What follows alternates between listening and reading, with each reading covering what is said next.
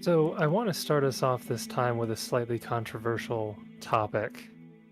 One of the things in Pathfinder that seems to always rile people up is alignment. And alignment is also one of those things that people really enjoy discussing for characters outside of tabletop games. Things like Marvel characters, what alignment are the villains and such. I'm going to ask you guys to figure out what you think your real life alignment is and what your favorite alignment is, if they are different. Like my favorite real life alignment? Of the 9 in the game, like which of those alignments in general do you think is the most interesting, and which do you think you would fall into as a real life person? Chaotic as evil, as possible. obviously. Chaotic evil, obviously, Yeah. you know? Like Yeah. what I do in my personal time, you don't need to know. Chaotic but, evil, for not sure. Good. Yeah. Not good. I Minimum. think I need to rethink my friendships. Bare minimum, I am hell-bent on destroying everything. Yeah. That's my that's my personal life motto. World domination. Yeah. I can see that. I've actually talked about this with people before, and I think I'm actually probably lawful good. Yeah, that's what I would do. That's how I would Because- slot you if I were to. Yeah, I'm very much a rule follower, but also, like, I follow rules to the point, unless there's like a rule that just doesn't make sense, which I think lawful good still have a little bit of flexibility in that. Like, Mhm. they don't have to follow every rule because there are some rules that are just contrary to the good side of their alignment. But I would say probably lawful good is where I would lie. As far as my favorite alignment, I don't know if I have a favorite. It might still be lawful good, but it also might be neutral good. I personally, as an individual, strive to be neutral good. I think that I want to be like the iconic idea of a hero, and I want to temper that with understanding between allowing people to act as they want, but having rules in the right situations. However, I've got a bit of a rebel spirit, so I think that I fall more chaotic, and I push back against authority more than I think is necessary. I don't mind going with the flow, but I am always an advocate for change when I find myself in structures and rules. And as far as my everyday life goes, I enjoy spontaneity and a bit of chaos, a lack of rhythm, or more like jazz. What about you, Justin? Me? Yeah, Neutral good. neutral good. Hands down. That was quick. Yep. Okay. Is that also your favorite? If you had to pick a favorite of the 9? Yes. Okay. I would say that I'm chaotic neutral, and that is probably my favorite. That's fair. Mine is, I go back and forth. I think I'm probably neutral good because the lawful side of myself and the chaotic side of myself probably equal out more or less. But I think my favorite alignment is chaotic good. The characters that I have made that are chaotic are the ones that I think are the most interesting. They have unique perspectives, and they normally can take some really clever approaches to trying to find what's the most amount of good as opposed to good within a system. And I think that I like that attitude a lot. It makes interesting characters. Yeah, they tend to be more flexible in their thinking Mm-hmm. rather than looking at the inside the box rules. Mm-hmm. Speaking of flexibility in thinking, you guys are in a bit of a dilemma here. Talk about a segue. I don't think so. There's only one. Oh, yeah, we're fine. We're fine. Yeah, all You of this, might need to think. all of the fear a mongering little bit. I said earlier was a ruse. I think we'll do fine. Actually, that's the reality. That's what you set off. That's not what you set off here. I'm That's true. honestly optimistic that you'll be fine, but again, it depends on what you do. Who was it that said, I shall ever remain an optimistic realist? I can't remember, but it's a darn good quote. Like, yeah, I'll hope for the best, but I'll see what actually happens. Well, we'll just jump back into where we were. We ended on round 15. of combat there. Went on a while because a couple different reinforcements came. You took out the first pair of guards as you assaulted the fort, and then the 3 more came with their birds, and then the 2 on the other side of the fort came, and then one of them ran away into the barracks to alert everybody else, and by the time you had cleaned up the courtyard, that person came back outside, was pointing in your direction, kind of looking over their shoulder and talking to somebody that none of you could see, and that's where we ended it. And that's where we're going to start back up. So this guy out here, this hobgoblin with the yellow dot, he's walking out kind of limping because of the injuries he sustained in the battle there. And he's pointing out in your direction and he says, "Oh, it's them, right there." And then he looks over his shoulder and he just kind of stops as if he's waiting for orders or something. Right after him in initiative, it would be Jessup. It's a lot of pressure. Do You can I always delay. do so we only see him looking in said direction? You only see the one dude. Okay. So he'll just kind of free action. It looks like he's back from his party break over there, but we best get out of here. I don't know the best way to go. Maybe go to this other bridge, inconspicuous one. Obviously, there's nothing wrong here. And he will 5. No, and I'll yeah, I'll just ready in action. So if everybody else beelines it over there, then I will beeline it over there. Okay. Do you want to ready or delay? So if you ready in action, you can do a single move. If you delay, you could do a double move. Yeah, I'll delay. I didn't know if me doing my speech there counted as a full action or not, but... No, I'd say it was quick enough to be a free action. Alright, just what I said, but I talked very fast. Okay. Yeah. And then I will delay.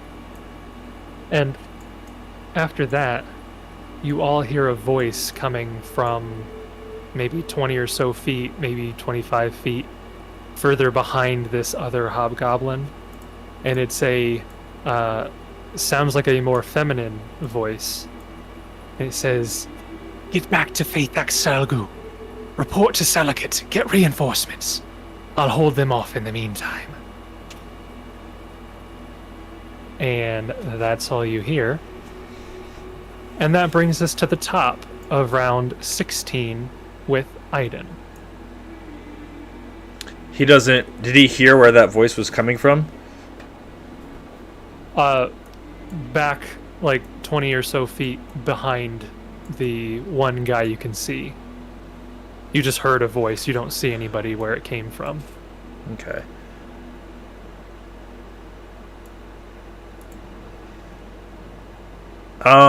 So everyone knows, despite what happened last session after some out-of-game talks, I have awarded Aaidan a few more arrows that I think he would have had than originally going into this.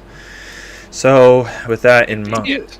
Do you decide your own reality, Joe? Yeah. After I know we can do it. I was discussing with Aluna, and I was like, you know what? Yeah. We should give him some more arrows. So that's what we did. Absolutely. I will move 20 feet over there and will take a single shot at this guy.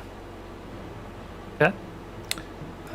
As he shouts out to the group that we have to figure out a unified plan and act quickly.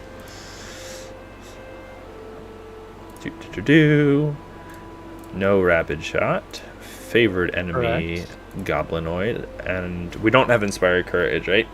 No, there's no Correct. performance. So it will have cover from Jessup, but that'll be it. I'm a little short. Probably not short enough to make a difference, but... First attack. Only attack. Okay, 24 to hit. Even with the bonus cover that he's getting from Jessup, that will still hit his AC. Go ahead and roll damage. Minimum damage will kill him. Okay. So 11 points of damage. He had 3 hit points. So he goes down immediately. Doesn't even get the chance to get reinforcements. Mm-hmm. That is Aaidan's turn, or do you want to say something? Yeah, I just said it earlier. Like, Okay. we have to figure out what we're doing. Get out of here somehow. After that, it brings us to Kieran. As far as you can tell, it's perfectly safe. Before Kieran goes, I'm going to take this opportunity to shout out the great battle music that we have going with Sirenscape, because we missed that at the beginning. So I just want to make sure that we put that out there. I had like sad music on, and Jason whispered to me. He said, maybe try battle music instead." So I Not just sad yet. Oh, yeah. Yeah. Okay. So anyway, Kieran is not looking good at all. I would imagine I think all of his damage, for the most part, has been arrows. So like at this point, he's got like arrows that are still like sticking out of him.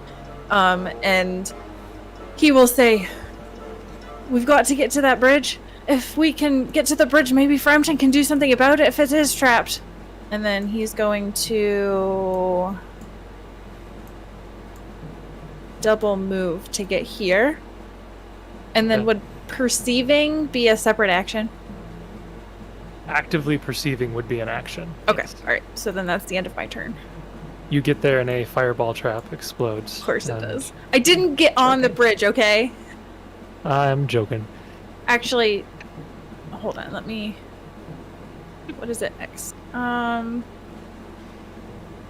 Because I don't want to get in the way of Frampton, so I'll actually go only 55 feet, so I'll step back, just to give him room should he choose to come look at the bridge.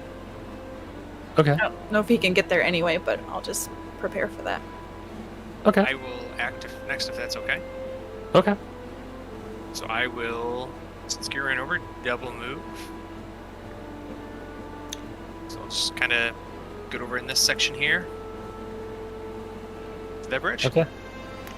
So I will move you to be right after Kieran. Okay. That will bring us to Frampton. Frampton comes alive.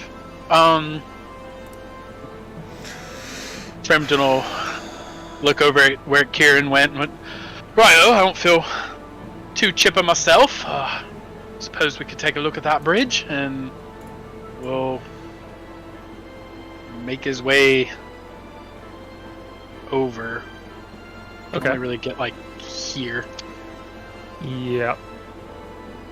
Okay. So you're double moving over there as well. At this point, you hear that voice from down the courtyard again. Sounds like it's getting a little closer. Still a little bit away from you, though. And it says, "Looks like we have a couple of rangers here to break out their buddies. Well, see if you can get past me." And that will take us back to Aaidan. Where's that voice coming from? It sounds like it's between the building over... Whoops. Sounds like it's between the building over here and this catapult someplace. Oh, Somewhere between so there. it's like it's an invisible thing. Oh boy. Yeah, you hear a voice, but you don't see anybody. Is it up? Flying, perhaps? Doesn't sound like it's coming from above. Okay. Ah, shoot, that changes things. Did you ward yourself Dragon Bane's arrows there, Aaidan?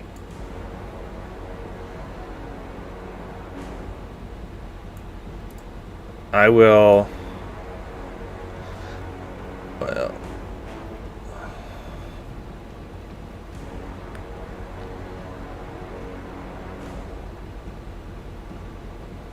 He will move there and ready a shot. If he sees any enemies. Okay. Brings us back to Kieran. Oh, already? Wow, okay. Yeah. Oh. Okay. All right. I will. Seeing that Frampton's come up behind me, I guess I can step up because I don't think I could really perceive well from where I was at, so I gotta get a little bit closer. So I'm gonna step up there, and I'm just like scanning the bridge, trying to see if there's anything that looks different than what the other bridge did. Okay. Roll perception. Okay. Only a 12. With the 12, you're looking over and you're kind of distracted, so you know you're not being as thorough as you'd like to be, but you don't immediately notice anything different. Okay. I think that's all I want to do. Okay. That brings us to Jessup. Jessup will also try to just perceive to see if he can see if it's trapped or not. All right. If it looks safe.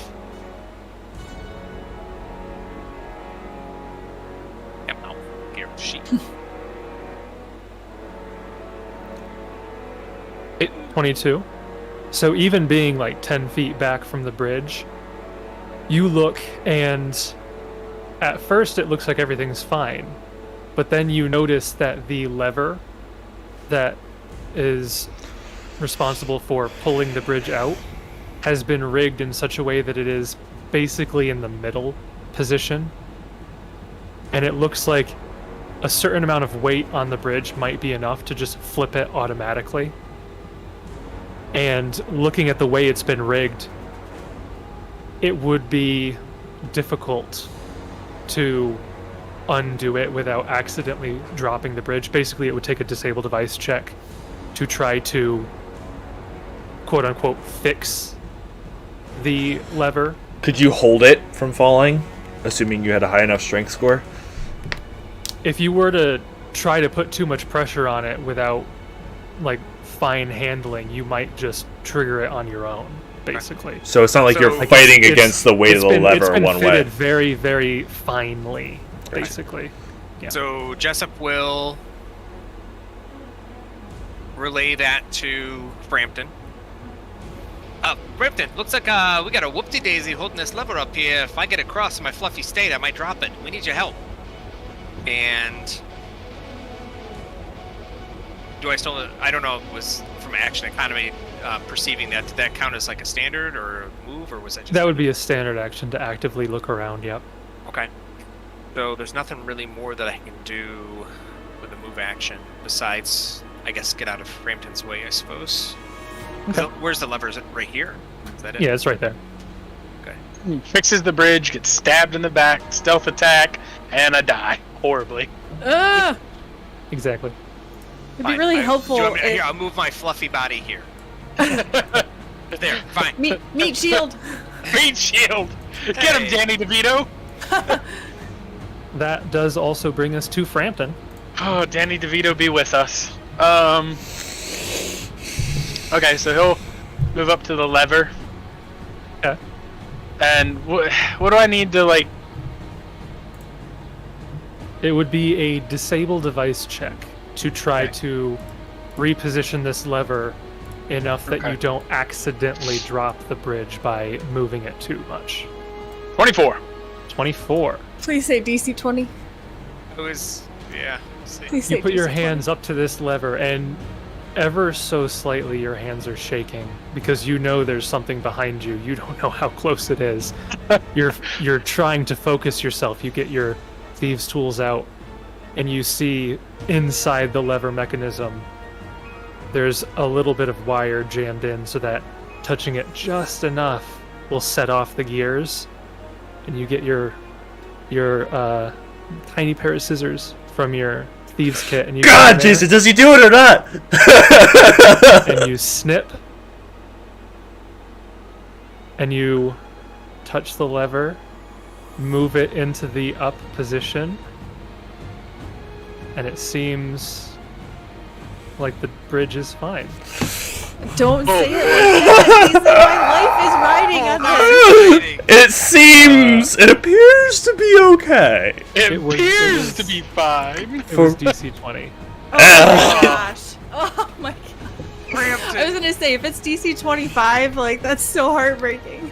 Well, as long as it wasn't DC 20 9, he wouldn't have accidentally triggered the trap That's with a true. 24. Yeah. That's true. You have to roll less than 5 for it to... Okay, so there's Frampton's turn. Frampton, do you tell them that the bridge is okay, or do you keep quiet to see if they die? Oh yes, obviously. Frampton's like, "Oi, I'm fairly certain that I fixed this. About as certain as I was in that vault. So, tally-ho." Speaking of which, I think currently he has a 100% trap disabling record. Yeah. He gets an achievement for that, right? He's he pretty rolled good. some crazy good Gamemaster. disable device in the vault. And, Yeah. yeah. Okay. At the bottom of that round, we have somebody else. Frampton. I'm not. Frampton. Jessup. You hear the almost imperceptible sounds of footsteps coming right behind you, and then a voice saying, "You didn't think you'd get away that easily, did you?" As an invisible blade falls in your direction. But becomes visible. Coffee. Becomes visible. What? Not is it? It better not be greater invisibility. It could be. It could be. Could be. That is going This to is be sure not to miss. a 28 to hit your flat-footed AC. It was close. I had a 27 for some reason this round. That's So, yeah, hit. insane. As this becomes visible behind you. Ah! It becomes visible behind. Oh my goodness. Is that Aiden's ready to actually go off? Yes, it will. It will go as soon as I roll damage here. Yeah. Okay. I'll describe here. So you see a hobgoblin like that picture shows you. Whoops. You see a hobgoblin with kind of like pale blue skin in what seems to be some sort of commander's cloak with like an insignia on the shoulder, holding a two-bladed sword. So like Darth Maul style. Oh. Two-bladed sword. This guy is evil. It is a woman. This woman A is woman. evil. So, Jessup, Evil you woman. take... Oh my gosh. Evil woman. You take 12 points of damage from this blade. Ow. With sneak attack? Does it get sneak attack? Doesn't need sneak attack. It didn't feel like sneak attack. Doesn't get sneak attack, hopefully. That'd be good. Alright, so I'll roll my attack. Yeah, you can make your attack. You know, if I killed her with this attack, technically it would go off beforehand. You get that 12 damage back. I think it would go off after the attack. Yeah, because I think you become visible like after. Yeah, is that? I yeah. don't know. It's wonky. It's wonky. Firing into combat, though, correct? So I have to have that penalty That is applied. correct. However, Firing into combat, but no cover. but no cover. No. That's really. You shoot Jessup. 13. Yeah, natural 2. 13 hits Jessup. Roll damage. No. Oh no! Sure, oh, sure. Nee! Yeah, no problem, no problem. 12. Jessup, you take 12 points of damage. That No, was I'm kidding. fine. Yeah, no problem. There's 12 more for you. You'll live forever, buddy. Yikes. Okay, so Aaidan's ready to action, so he drops down to after or before her. Okay, Before. which now brings us to the top of the round again. We have Kieran. Okay. So is this a space to stand on, or is this not a space? Sure. It's Okay. mostly free, open, and whatnot. So Okay. All right. So then I'm going to. I don't know if this is legal. I'll just do this. Double move across the bridge.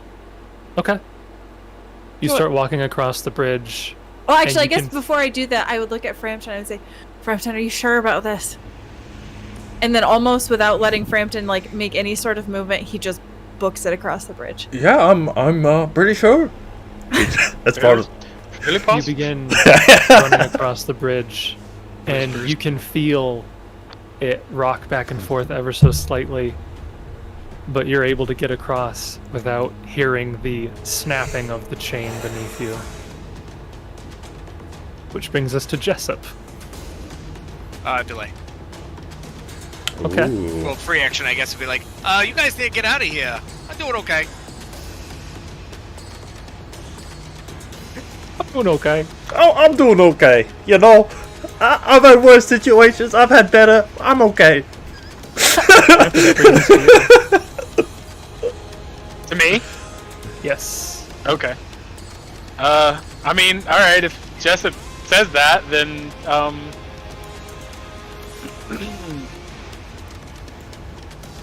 can't make it that far. What's your movement? 60. I can make it, like, there. Yeah, that's far enough. Huh! Across the bridge. Okay. Frampton starts running across. Seems fine. Brings us to Aaidan.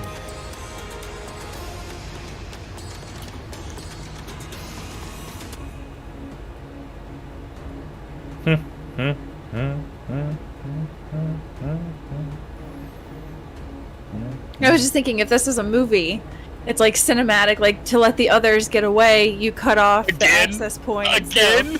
Like, Yeah. like, Rush sacrifices the character for our escape. Right. Again. But hey, at least this time we'd actually get the bridge destroyed. That's true. The only time we destroyed the bridge. Yep. The question is, does he need to do that? Because even if he doesn't, right? All three of you run away. He's the slowest member. So if somebody's gonna get caught, it's gonna be him anyways. Yeah. I Is that saying will. you just have to outrun the enemy, or you Yeah. just have to outrun I your just have to buddy? run you. Yeah.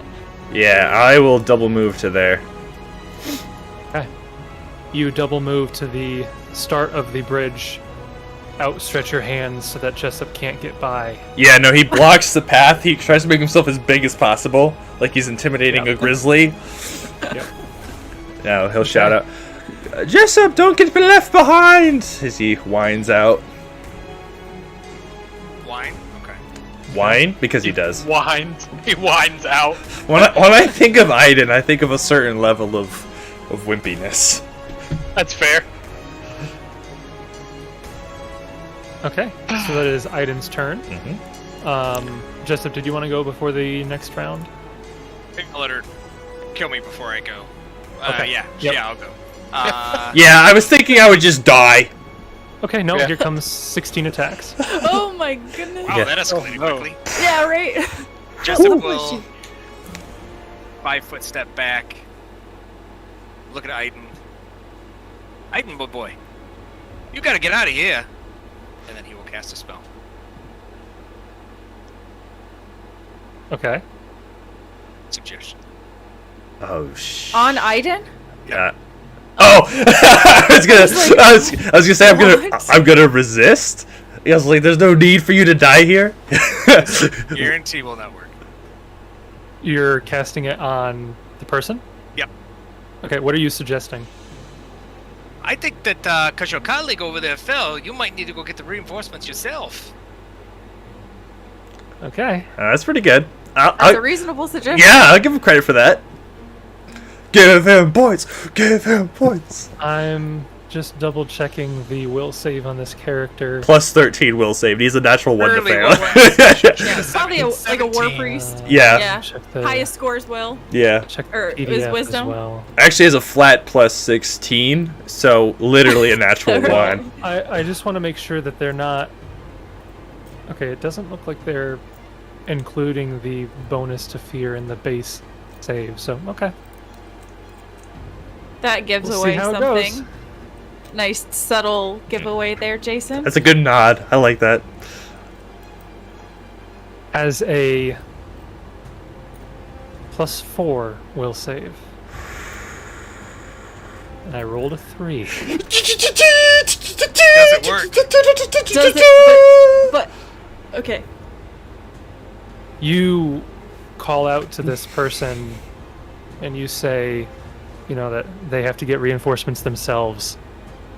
And you see their face kind of twist in anger as they curse in Goblin and they say, "I'll be back."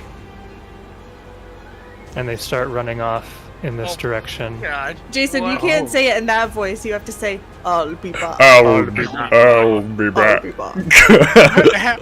I'm gonna pee my pants. Pee my pants. Mage armor. Mage armor, quick! Mage armor. I can't. I'm not an arcane caster. Yeah, you see the character, and it's her turn right after yours, anyways. So you see on her turn she does a full run to get all the way to the other side of the courtyard, towards the tower. She is trying to make the utmost of haste. As soon as she does that, like, I know I probably can't, but free action. He'd be like, "Holy beep! I cannot believe that worked." I'm just curious for. The map's too big. All right, just curious. Huh? Probably not. Oh wait, maybe from this one. You might be able to make some shots. Uncle will push you off this bridge. I think if I'm looking at this correctly, I have. It disrupts, dude. I have line of sight. I could lose 4 arrows across the map. That's not even. That's barely out. That's just not my first range increment. That's all. That's nothing. Kieran's turn. Oh my gosh. Jessup has never lost anger before, but I swear he would. You said it's Kieran's turn? Yeah. Yes. Oh, I'm sorry. Okay. Kieran will glance back and see that they're sort of making it, and he's gonna yell out, "Hurry! Get across the bridge!" And then I'm gonna just double move off the map. Okay. You fall into the trap that is just off the map. There's a giant pit trap. Yeah. 2d6 damage. Kieran dies. What you didn't realize is that the edge of the map actually is a void of white space that if a character goes into it, insta death. Yep. Checks out. Yeah. All right. After Kieran, it is Frampton. Are you just running after him? Yeah. Same. Yeah. Okay. Yep. Whee! Aaidan? Mechanically run as far as he can. Okay. You mechanically run, and because you're so heavy, the bridge collapses. And on the other side. And Jessup, what are you doing? Are you running too? Probably a limping jog, but yes, indeed. Okay. We got away. So, with a very lucky spell Yeah. and a very lucky disable device check. Yeah. And a lucky perception check. Because he had a +4, so... Yeah, that was That a very was- lucky that perception was- check too. Yeah. Yeah. It was DC 20 perception, so The that was old a- guys are coming in clutch. Yeah. So that was a close perception check. Yeah, with all of those lucky circumstances, the 4 of you cross the bridge and retreat into the forest. And about a minute goes by until you hear a blood-curdling roar come from the direction of the fort in the distance as you continue to run. A roar, you say? You big bad. What kind of roar? Can we make any check on that? Like Yeah. a knowledge arcana? Nature? You can roll a Intelligence? you can roll a Perception? knowledge arcana or a knowledge nature. Okay. I will Okay. roll a knowledge. I gotta take off favorite enemy. Add in. Oh, I rolled a 28 knowledge arcana. Natural Okay. 19. A knowledge what? Which knowledge? Never mind. I don't have it. Never mind. Whatever it is, I'm sure I don't have it. So I'm a Aaidan, rogue. with a 10 knowledge nature, you don't recognize this sound at all. Kieran, with a 28 knowledge arcana, you recognize distinctly the roar of a dragon. Oh man, if I was just a little bit quicker, I could have had it, but I didn't have it prepared. Oh well. That's not good. You remember maybe a chat you had with your grandfather and how he described what it sounded like, and it is almost bone-chilling how accurate his description was. It like sends chills up Kieran's spine because it's the first time he's ever heard a dragon. Like he's never actually even seen one. He was all And to talk? hear this, Good, but not that far away if you want to go back and check it out. He just shakes his head. It's just coughing up blood. Yeah. He just shakes his head. Okay. You guys make it. I'll move you over to the survival map there. You guys make it.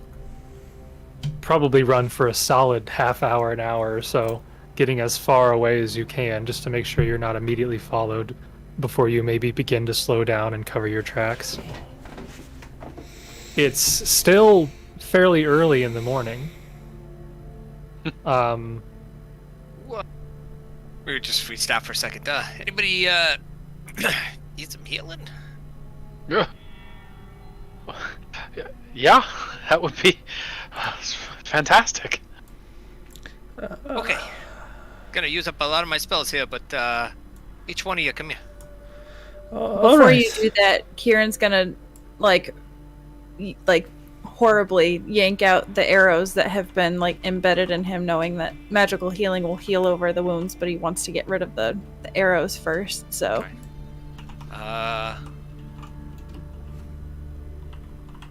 Frampton does the worm over to Jessup. All right. Frampton, if you were to give me a number, what would it be? I feel about 3 out of 44. Nice. Kieran? I'm thinking about 4 out of 37. And Aaidan, my boy? I'm actually doing just fine. If I were to put a number to it, I would say 19 out of 62. Out of game. What'd you say? What was I worried about? What are you running away for then? Yeah. Yeah, you should have stayed and fought. You should have shot 4 arrows at her as she was running away. Right? I'm thrilled. She would have been flat-footed, probably. Throw that out there. I'm very happy that worked, because I sure thought I was going to die. And to throw that out there, when she stabbed me for 12 damage, I had 13 HP. Oh my gosh! I'm at I rolled a 2 on the die. Oh my word! Oh my goodness! The orange was a lie. You were in the red. No, that's not orange. That's brown because I pooped my pants. Oh. He even said last session that he pooped his pants, so that was No, I don't like doing the color things. I'd like to keep you guys guessing. All right. Oh, So, I was guessing. Frampton. 18. Ow! Nice. You'll live forever. Wow. Kieran. I'll live forever. 8. 8. Thank you much. Jessup. Aww. 6. I'm a 7. I'll be all right. And then Aaidan. Is that another 6? Ah, it is. It tricked me. Aww. All right. I am out of spells. Jessup will. If you guys need some cantrips, let me know. Other than that, bardic performance. Listen, I hate to say this. I know we didn't want to do this, but we got in over our heads there. And I'll be the first to say that didn't go quite the way I had planned it to go. But right now, I don't know if we've got any other option but heading back to Misthomeward. We can't go back looking like this. It'll take days for us to get back to fighting shape. Yeah, I think they're going to be on high alert, and those rocks were kind of a pain in the butt. I don't know about a dragon. Yeah. I'd been preparing myself for the dragon to be there, but I don't know if anything prepares you for that sound. It was horrifying. Aaidan, Frampton, what are you thinking? I thought that you might say that. And I agree with Kieran. You have to go back to Misthomeward. But I want to stay. I am going to watch the camp, see what I can learn. I will stay in the shadows and I will not let myself be spotted. But I have to know what they will do. Aaidan, haven't you ever heard you're not supposed to split the party? That's the #1 rule. Don't split the party. Father Nolan taught me well about splitting parties. But I learned from other heroes in my life. Sometimes we have to go our own ways. we'll meet again. Kieran It's will. everybody's survival check. Yeah, right. Is this possible? Yeah. Unless Aaidan's the only one who can navigate the Fangwood, that would be pretty bad. Kieran's got a 0. So, yeah, about that. Yeah. Aaidan, as noble as that is there, buddy, I don't think any of us will be able to make it to the camp. Misthomeward without you. I don't even know where it is, and my survival is okay, and Frampton and Kieran are pretty bad straits. I have a spell that might be able to get you far enough that you remember your way back home. You could cover a lot of ground in just a day. Aaidan, you would know. Well, roll a knowledge geography or a survival check. Which one do you want? Knowledge geography would be more applicable. Okay. Then I will do that. How about survival? You can try for a survival. It's a higher DC. That's fine. It's a natural 1 for you listening. For an 11 for you also listening. However, survival is a 17 on the die for a 30. Okay, with the penalty for rolling a natural 1 on geography. I say best guess you have. Probably take you 5 days to get back to Misthome from where you're at. So it'd be 2 weeks there and back. If you went fast, it'd be a little less than, but Right. yeah. But it'd be, I It mean, would take some time, it'd almost be a full 2 weeks before they met up again. potentially. Even longer if they got lost. Mm-hmm. That's So why I was asking, because even if Jessup, who is native to Nirmathos, was able to navigate the Fangwood, he's never been to Misthome. Kieran's been there once. Mm-hmm. What possessed you to think that you need to stay back? I mean, no offense, you fight very good and bravely, but I mean, we kind of all got our tushes handed back to us over there, and you didn't fare any better than we did. If you get spotted, plus dragons, who knows what abilities they got? I think it's best to come back with us. There's nothing we can do here, and there's nothing that you can do dead, or nothing we could do if we die. I understand that perspective, Jessup. But I just think... I saw slaves, or captives, or something working there. I have to know what will happen to them. And I know from attacking another hobgoblin camp, if we had more knowledge and we were better prepared, it might not have gone as poorly. Aaidan, what's the benefit of knowing what happens to them? It's not like you can do anything about it. You're one man against an entire fort. So you could sit here and watch them execute them one by one out in the courtyard. What's that going to do to you? It's just going to drive you mad. There's no benefit in that. Yeah, what Kieran said. I've never been to this Misthome. Who knows how many rangers are stuck up in that Fort Trevalay? I mean, it could be 5, 10, 15. You have to think how many people are counting at you back in Misthome. Well, I'm sure there's more than that. Women, children. They signed up for the rangers, kid. They know what they were in for. These survivors out in Misthome, they're just normal people. I haven't been there, and trust me, I've been wanting to go to all these forts myself to see what happened to the rangers, but we have to just kind of cut our losses. And I'm usually the optimistic one. Listen, at the end of the day, the decision's yours. But I just want you to know what you're up against. I know these hobgoblins, they're ruthless. And you staying behind is, I'm afraid, not going to do anything to help those people inside.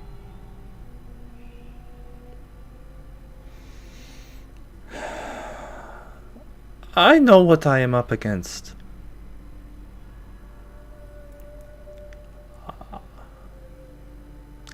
I have heard what you each have to say, and I will take a night to think about my decision.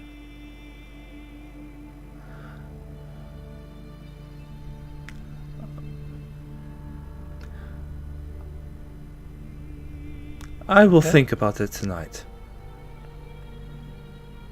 Should we find a place to set up camp then, and then we can all figure out what we want to do in the morning? You we know, better get a ways away from here because I'm gonna bet they'll send out patrols looking for us. They know how many we are, and I'm sure they've got more. as far as we are now, we should move carefully and slowly. I will try to obscure our tracks. I don't have any spells to help, but I think I can make it hard to follow us.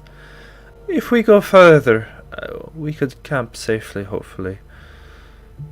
I have something that'll help us. And he will pull out his he pulls out a little pouch from his bag.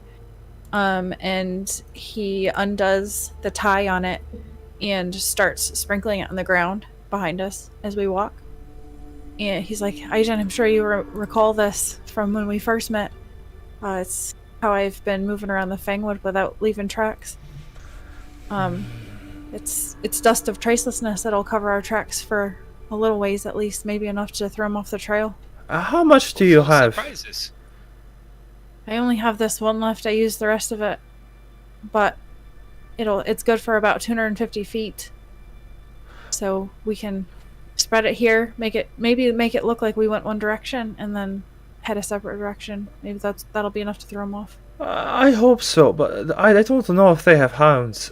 Can he roll a recall knowledge or a retroactive perception check? Do you see any beasts or animals?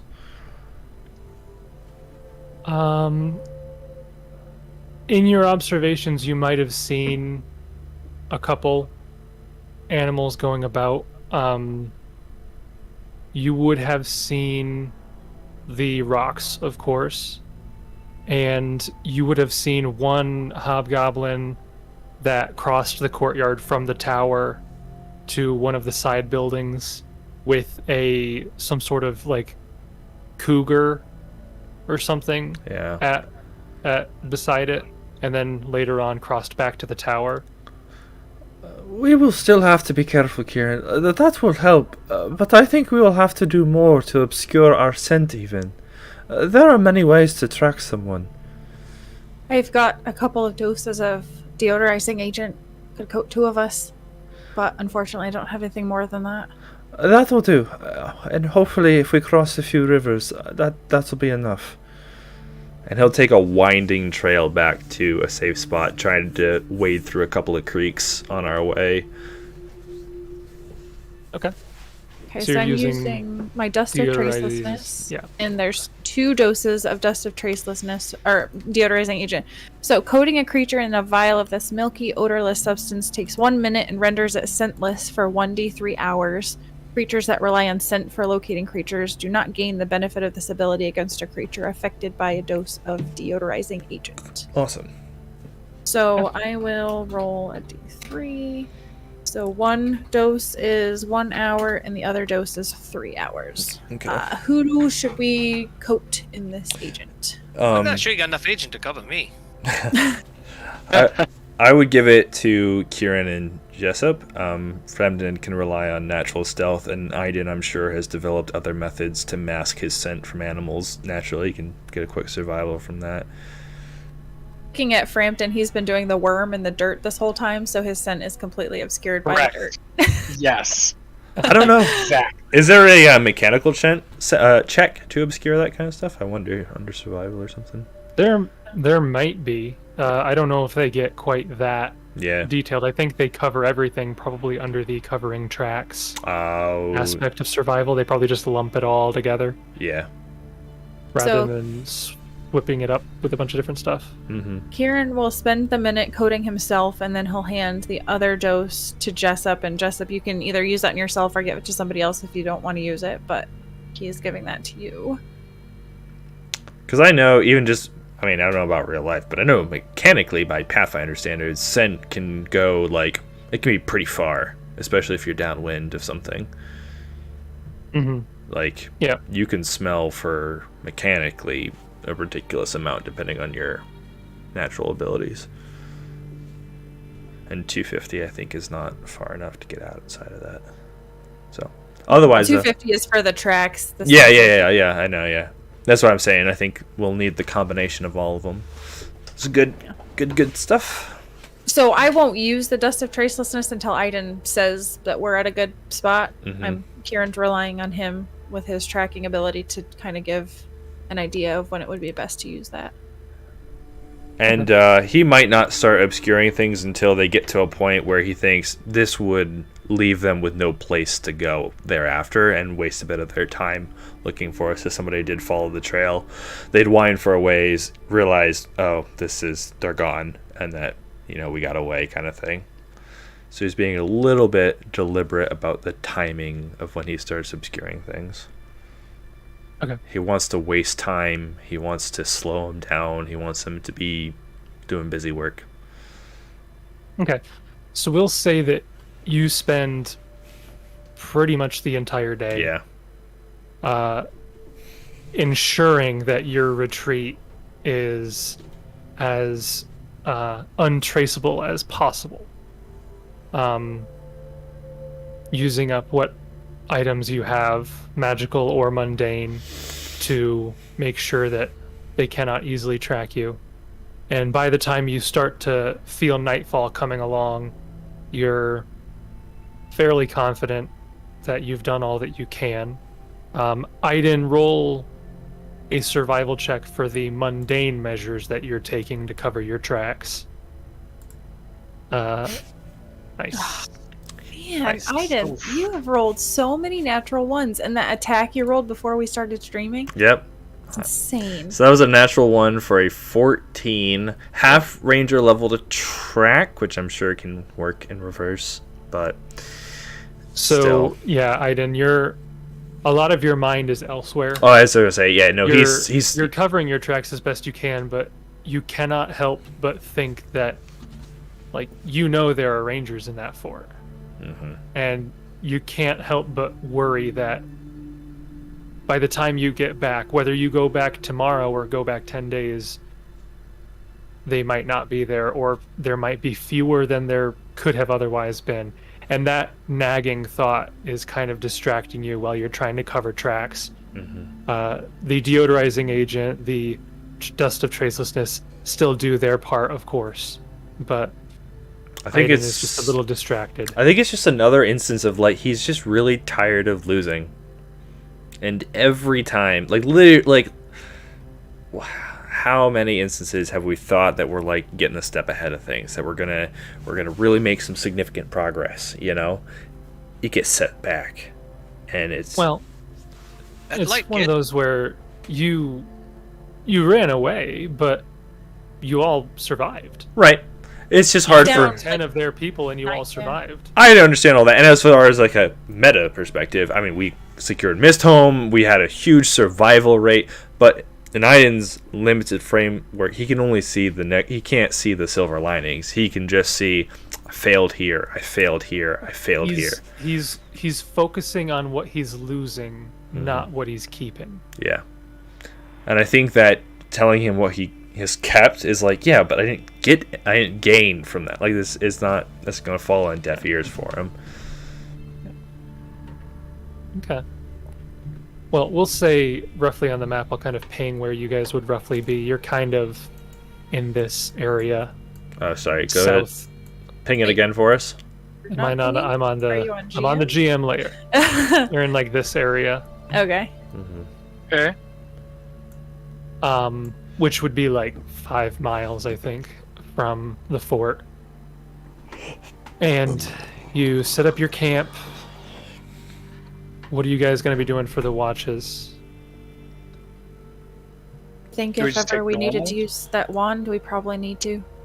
We all need rest, and the wand's our best option for being alert. It's your wand, though, Jessup. It's up to you, but that's my vote. Yeah, I can. Does everybody want to stay awake tonight? I What don't. do the rest of you think? Probably the best bet. It can be all of us, but I'm willing to do it alone if that's the case. No offense, I don't know if you should be alone right at this point.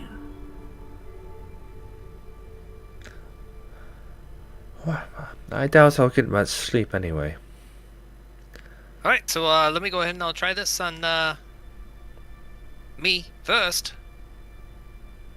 Nope. Yep. All right, Kieran. Yep. Ooh. Frampton. Yep. Aaidan. Yeah. Oh my goodness.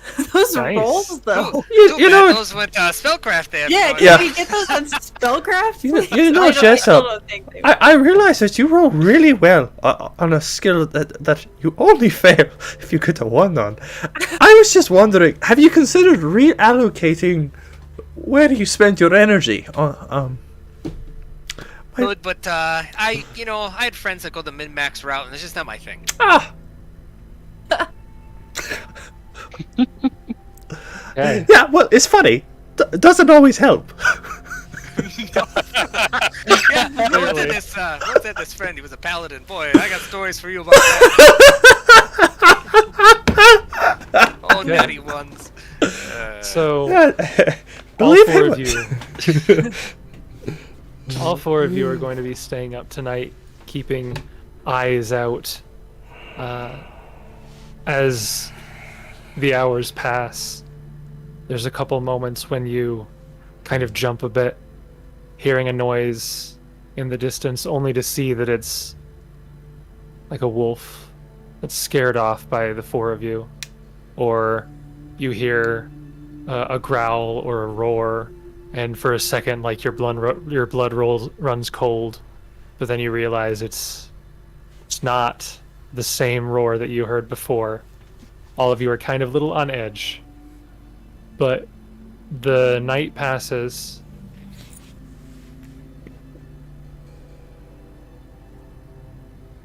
And you don't hear or see any signs of hobgoblins or dragons until the next morning comes. You still don't see them. The way that it was worded, it was somewhat misleading. Sorry, my head's elsewhere. I'm getting in Aaidan's mindset. Yeah, the next morning comes and you seem fairly safe. You think the amount of effort you put into misleading your tracks probably paid off. If it didn't throw them completely off your tracks, it at least slowed them down. They didn't catch up to you yet.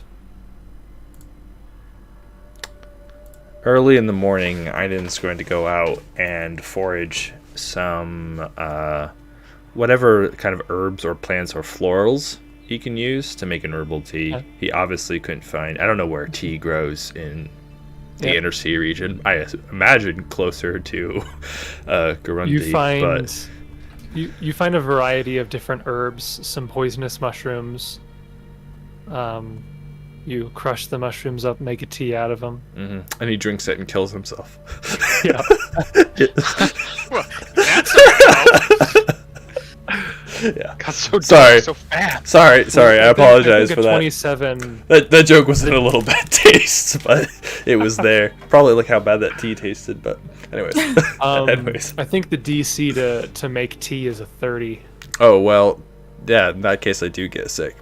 Yeah, no, he's just grabbing herbs and stuff. He can't make tea because he doesn't have it, but he'll make leaf juice.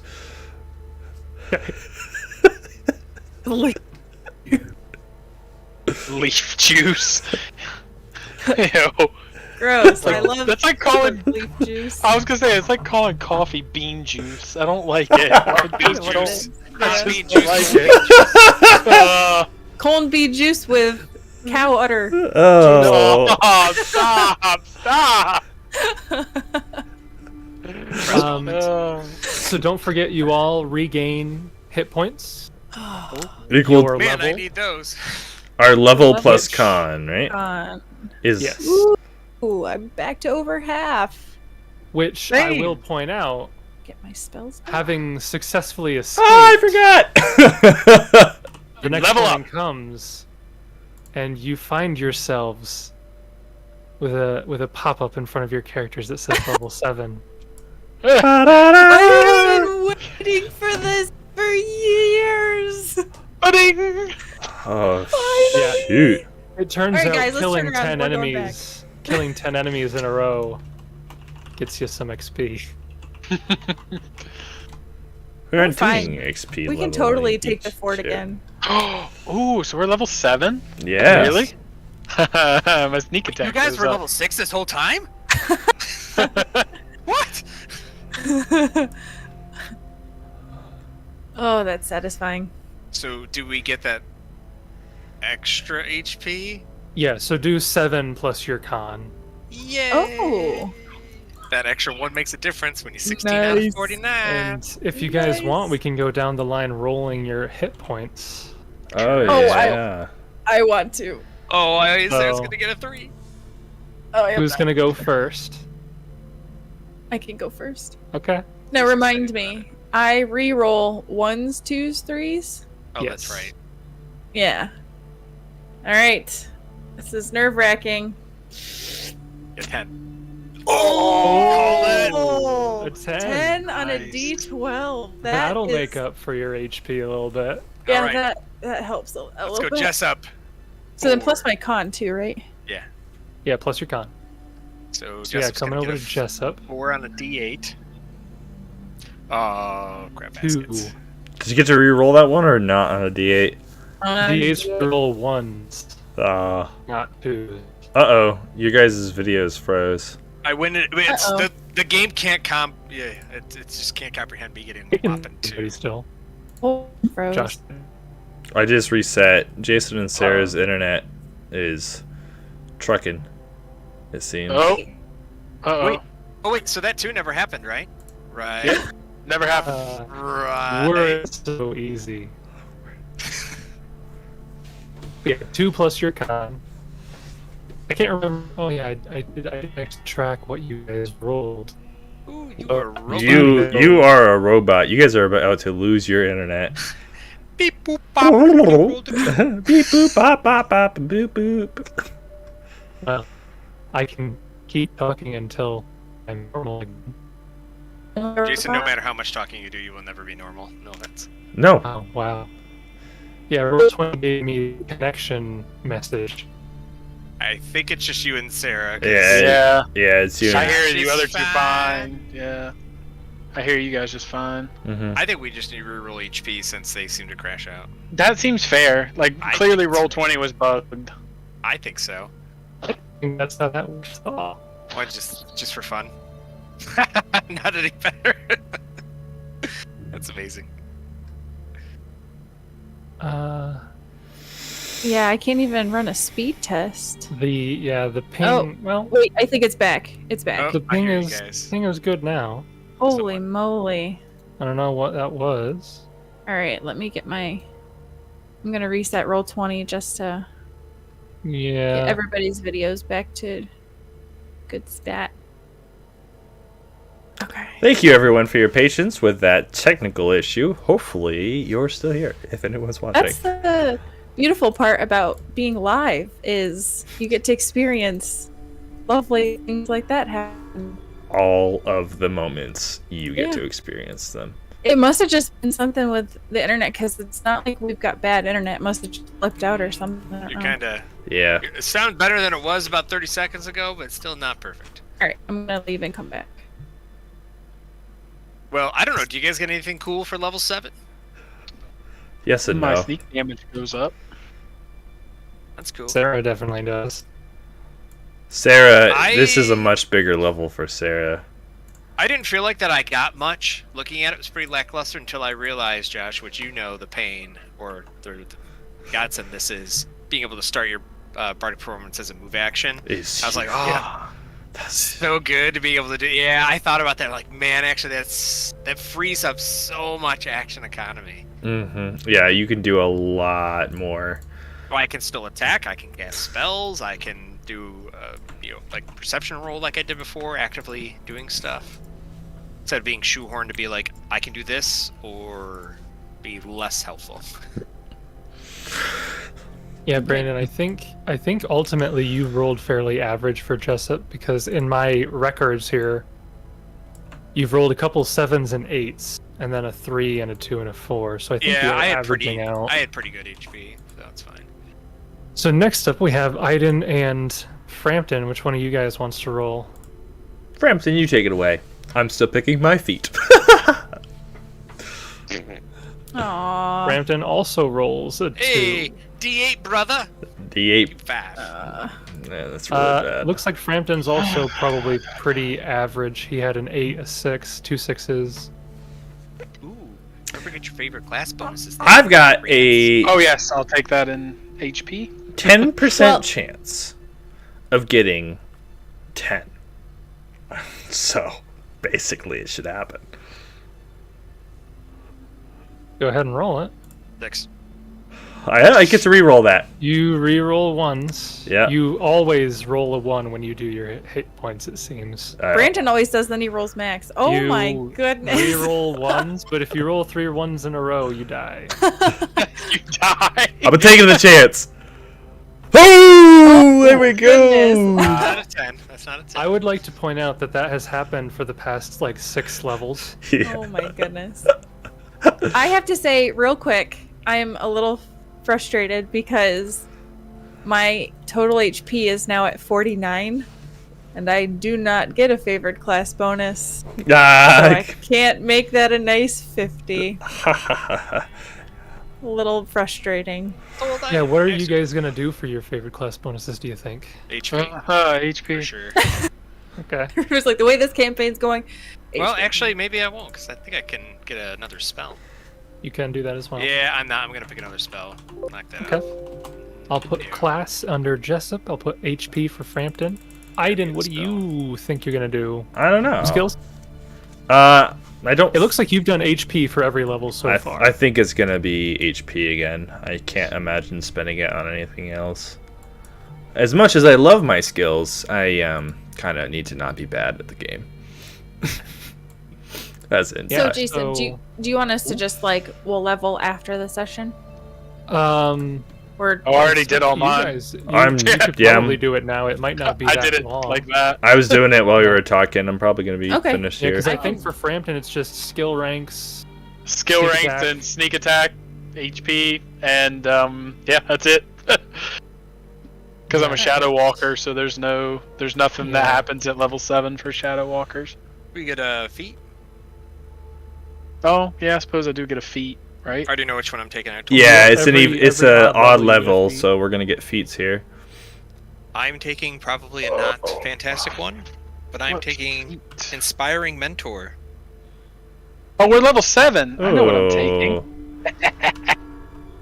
Inspiring mentor. Let's see what that is. It is prerequisite Charisma 13, Inspire Competence, Bardic Performance. So now benefits are my Inspire Competence now affects all allies within 30 feet who can hear your performance as long as they're attempting the same skill. Okay. So I get Okay. +3 to everybody. Gain a Nice. cohort and followers. Kidding. Kidding. Joking. Unfortunately, narratively, that doesn't even make any sense. Whole cohort just appears out of the woods. Hello! Frampton, we finally found you. We've been looking for each other for a long I'm your time. son. It's just a band of merry men follow him. Yeah. I become Robin Hood Exactly. in tights. I can't remember your background skills, Jace. Could those go into heal? I feel like it's heal. Why not? I don't believe so. I don't think that was one of the options. No. Geography, I remember being relevant. The knowledge, knowledge geography would be Handle animal. Nope. What are they? Do you have the list there? I can get the list. That's the last one I have to fill. I think it was. I have the list. Okay. So appraise, craft, knowledge, engineering, geography, history, or nobility, linguistics, perform, or profession. Or mine's broken for a bard. Alright, I'll just put it in geography. That makes the most narrative sense. Yeah. I wanted to up heal, but I also thought handle animal getting a little buff made sense too because of what he did. You Yeah. handled the rocks, though. You sure did there, my boy. Alright, so I am pretty much leveled. I just gotta pick my feat. I've narrowed it down to 2.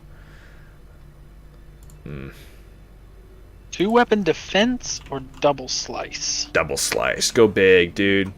Get that double slice. You can get feint on that, can't you? I don't have a strength modifier.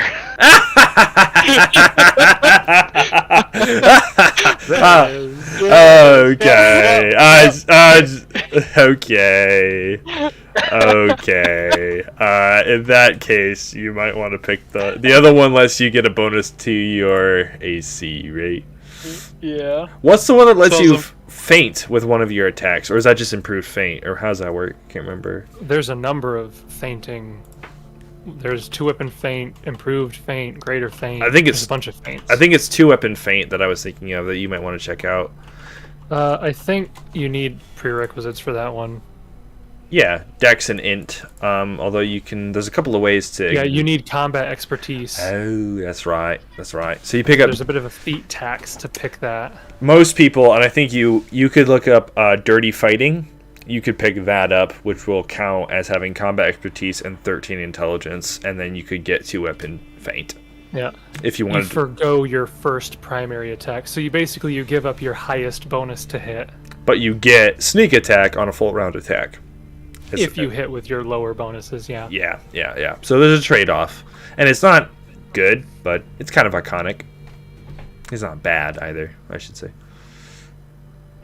Just something to think about. Channel Spite.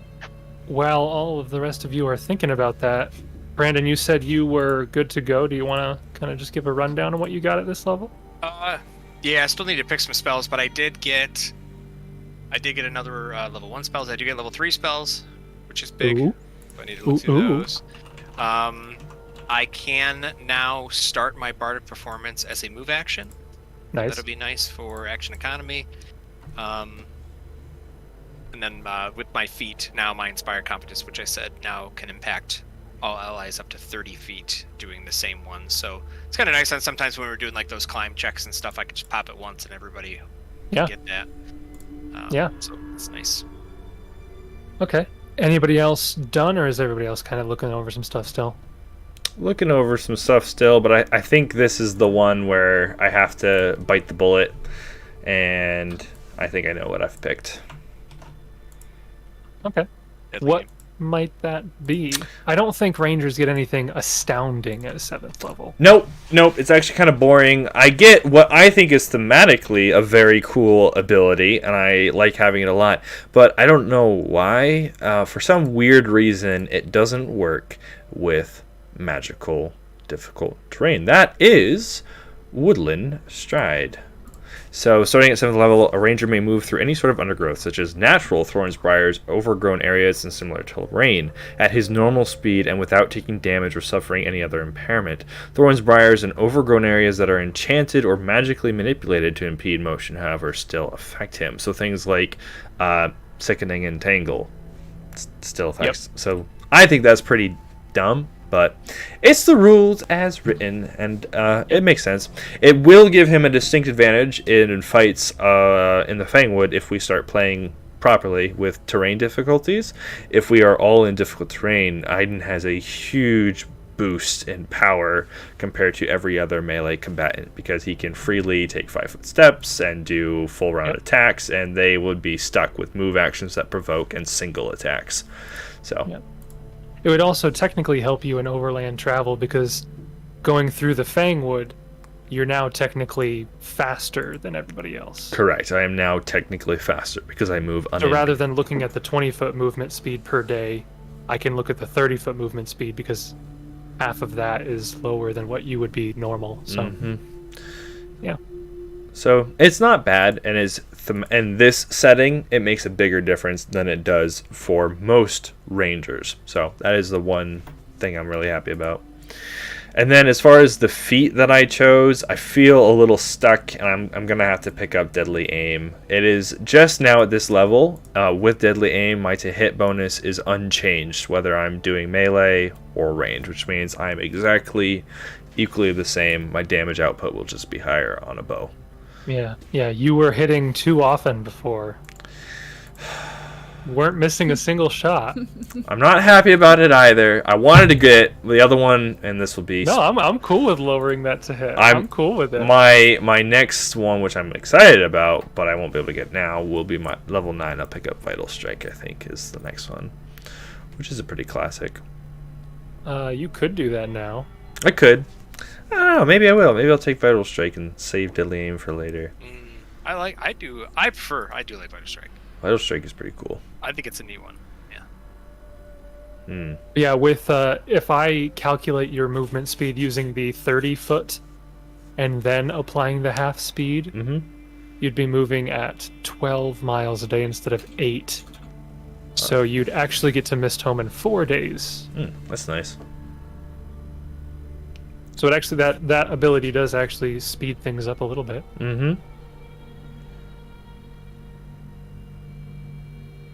Oh, you know what? I'm done now. I'm changing my mind because you can apply Vital Strike to range or melee. That I think is more thematic for Aaidan as he is constantly switching between the two of them.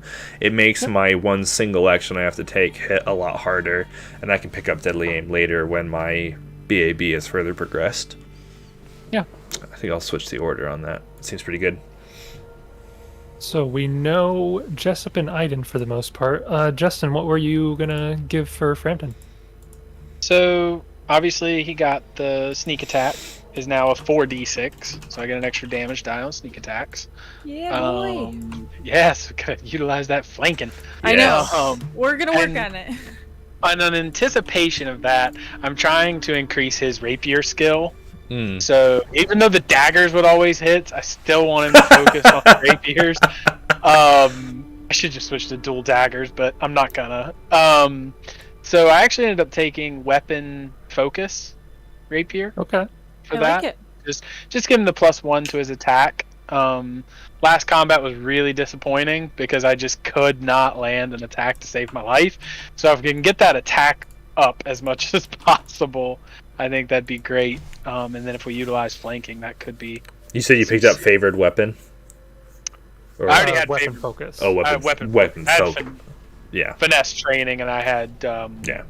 Just trying to Did your get. base attack bonus go up at 7th level? It did not. Unfortunately, nope. Yeah. Oh yeah, it did. It went up to +5. Okay. So yeah, now your rapier is like 2 higher to hit. Yes. So I'm now instead of 9, I'm +11 to hit. Yeah, not bad. As long as I'm in my favorite illumination as well, I think affects it.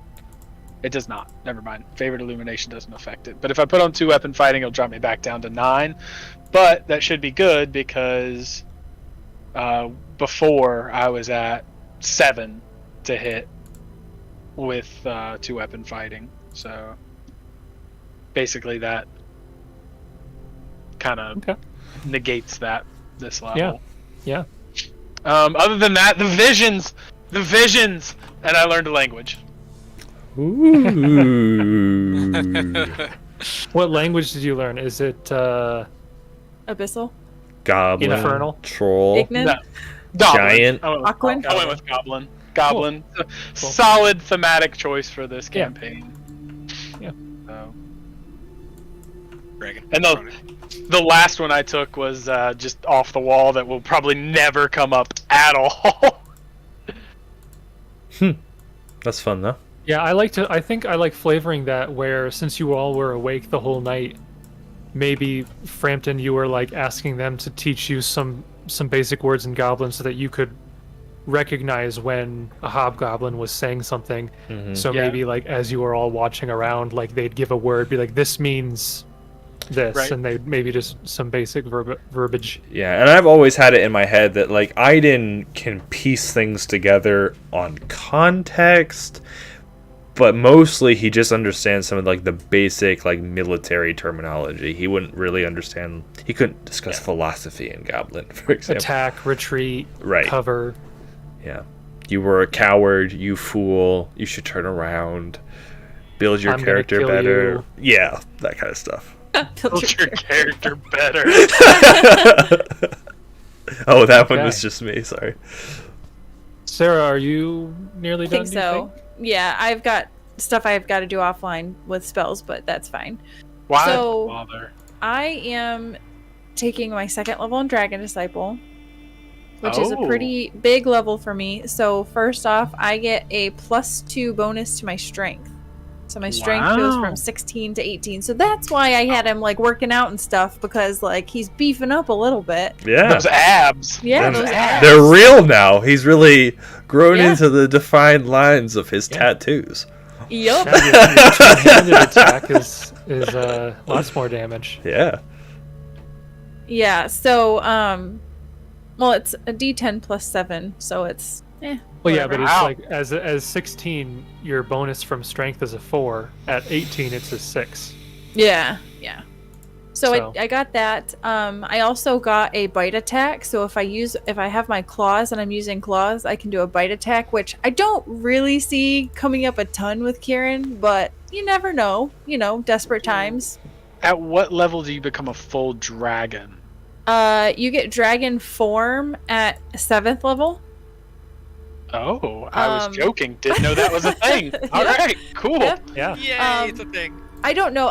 There's some debate on how far you go with like a Dragon Disciple prestige class. Some people say you only make it like 4 levels before you go back to sorcerer or whatever you were before. So we'll see how it goes. But so yeah, I gotta. the best stuff is at level like 1 to 4, but there are still some real cool things at higher levels. So I may just go all the way. We'll see if he can survive though. Yeah, but the bite there is interesting because now, like, if you were to enact that ability, you could attack with your glaive at 10 foot, free hand, like, take one hand off, get a single claw attack at a -5 because it's treated Yep. as a secondary, Yep. and then a single bite attack at a -5. So you could get 3 attacks in a round. Yeah. So 2 of those Yeah. would be adjacent. So you could kind of threaten all over the place. Yeah, I forget. Yeah. With a glaive, you can't choke up on that, right? It's always No. yeah. Because I know that there's that I discovered there is a feat line that allows you to choke up on a spear, so that you can threaten multiple distances. Really cool. Yep.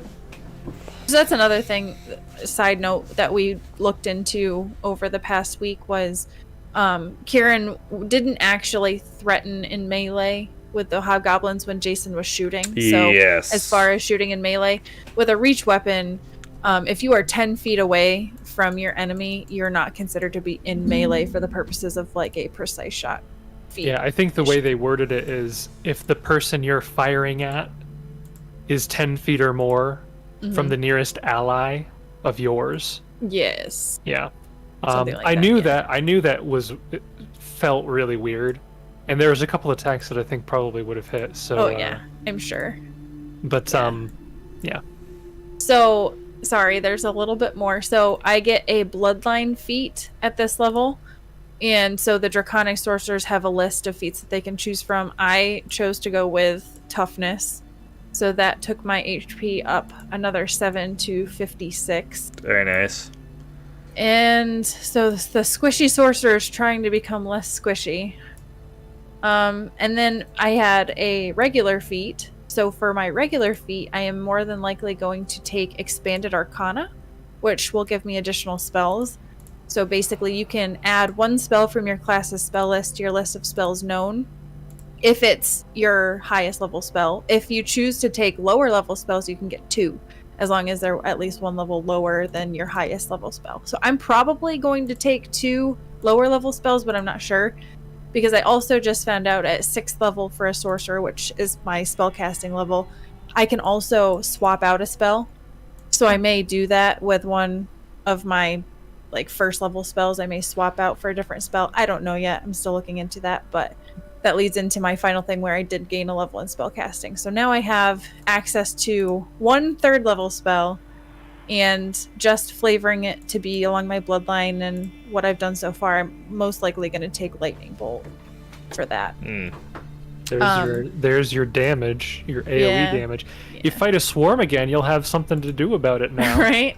Well, it's funny. Jason looked up the stat block for I don't know what it was, a very old blue dragon. Great worm. A blue great dragon. worm blue dragon. And he's like, they don't have any electricity spells. He's like, you need to swap out Shocking Grasp for Alarm. Yeah, And yeah. I was like, I am looking not at it. doing that. I was looking at it, and it was kind of funny because they're all about like electricity and whatnot. That's what their breath weapon is. But their third level spells are Dispel Magic, Displacement, Haste, Vampiric Touch, nothing electricity. Yeah. Second level spells are Darkness, False Life, Invisibility, Resist Energy, Shatter. Nothing about electricity damage other than like resist energy. Right. They don't have shock and grabs. There's like no electricity spells on their spell list. Well, I'm sorry. I'm gonna stick with the electricity. So sorry, Jason. I I'm just- not taking alarm. No, that's fine. I just find it very interesting. I expected to at least see like lightning bolt, but Well, they have a breath weapon, so maybe lightning bolt is just redundant. I don't know. Maybe So call you said lightning. you're running around with alarm. Yeah, right. We talked about that earlier. We talked about it. Brandon said that instead my attack would be alarming grasp, and I said that would make me a bit of a pervert. I said she would just run around screaming stranger danger all the time. So yeah, that's why I was very excited about this level, because I got additional spell casting and the ability score increase and 2 feats essentially, and so now it'll probably work out that like now my off level, my even levels will be a little not like, anticlimactic, but the odd levels will be pretty decent. Yeah, I'm excited to see how this goes. Sounds like a pretty substantial jump in power for the party as a whole. Mm-hmm. I think it'll be very, very interesting to see if that turns the tides a lot or not. Probably not. Yeah, I kind of picked my spells, so I got 2 level 3 spells. I got I chose a level 2 spell, used my favorite class bonus as a human to get 1 spell lower than my max spells. So I can get an additional 1 or 2, so I chose a 2 spell and then level 1. So I am being a fiend, and I'm taking Identify as a level 1 spell. Nice. So maybe we'll get stuff. I kind of feel bad because I talked to Sarah when I originally was building Jessup. I wanted him, because he's all oratory, to project his voice and use a lot of spells that use kind of like Sonic and stuff. But now playing him more and more, I'm kind of sad. I wish I did it different, because I like kind of the Charging mentorship battery. and him helping to get people boosted. So for level 2, I did take Heroicism, and for level 3, I have Cure Serious. I have Cure Serious Wounds and Haste for level 3. Ah, yes! Oh my Heroism! Probably We have a pretty good boost to some of our party here. debatably my favorite spell in the game. I know it's a really weird choice to say, because I mean, you got Fireball, you got like all these other cool stuff. Something about just the flat, like 10 minutes per level duration, one buddy in your party is more effective. Like that's really cool. That, and I cannot take Fireball. Well, yeah, but I mean, I was saying spells general.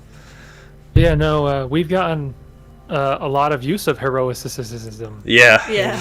Rune Lords, haven't we, Yep. Josh? Yeah, and that's part of the reason I took it. I mean, I didn't skim through all the spells, but it's something where I really feel like I need to take some more buffs, I feel like, to help my allies. To me being able to help buff them will hopefully maybe put the tide. For context, my friends are jerks, and in our Rise of the yeah. See, and we're playing Rise of the Rune Lords, and I play a bard, and poor Jerome, every time he would go to cast heroism, I would say heroicism, and sometimes I'd get stuck on heroicism, and I said it twice one time, and I've never been able to live it down. The more isms you add to it, the more minutes per level it lasts. That's the, That was the goal. Sarah's, Well, it's like meta magic, right? Every Yeah. level above second, Yeah. add another is to it, and it lasts longer. Yeah. Not to redirect attention to myself, but I forgot. I get access to level 2 spells. One of them. Yeah. Do you have a wisdom bonus high enough? I do. I have one of them, like I said. You have a 14 wisdom. I have a 13 wisdom. Oh, do I have to have a 14? Oh no. Yeah, you have to have a 14 to get the second modifier. Yeah, because he has to have a minimum. Yeah. Yeah, so I don't. That was a lie.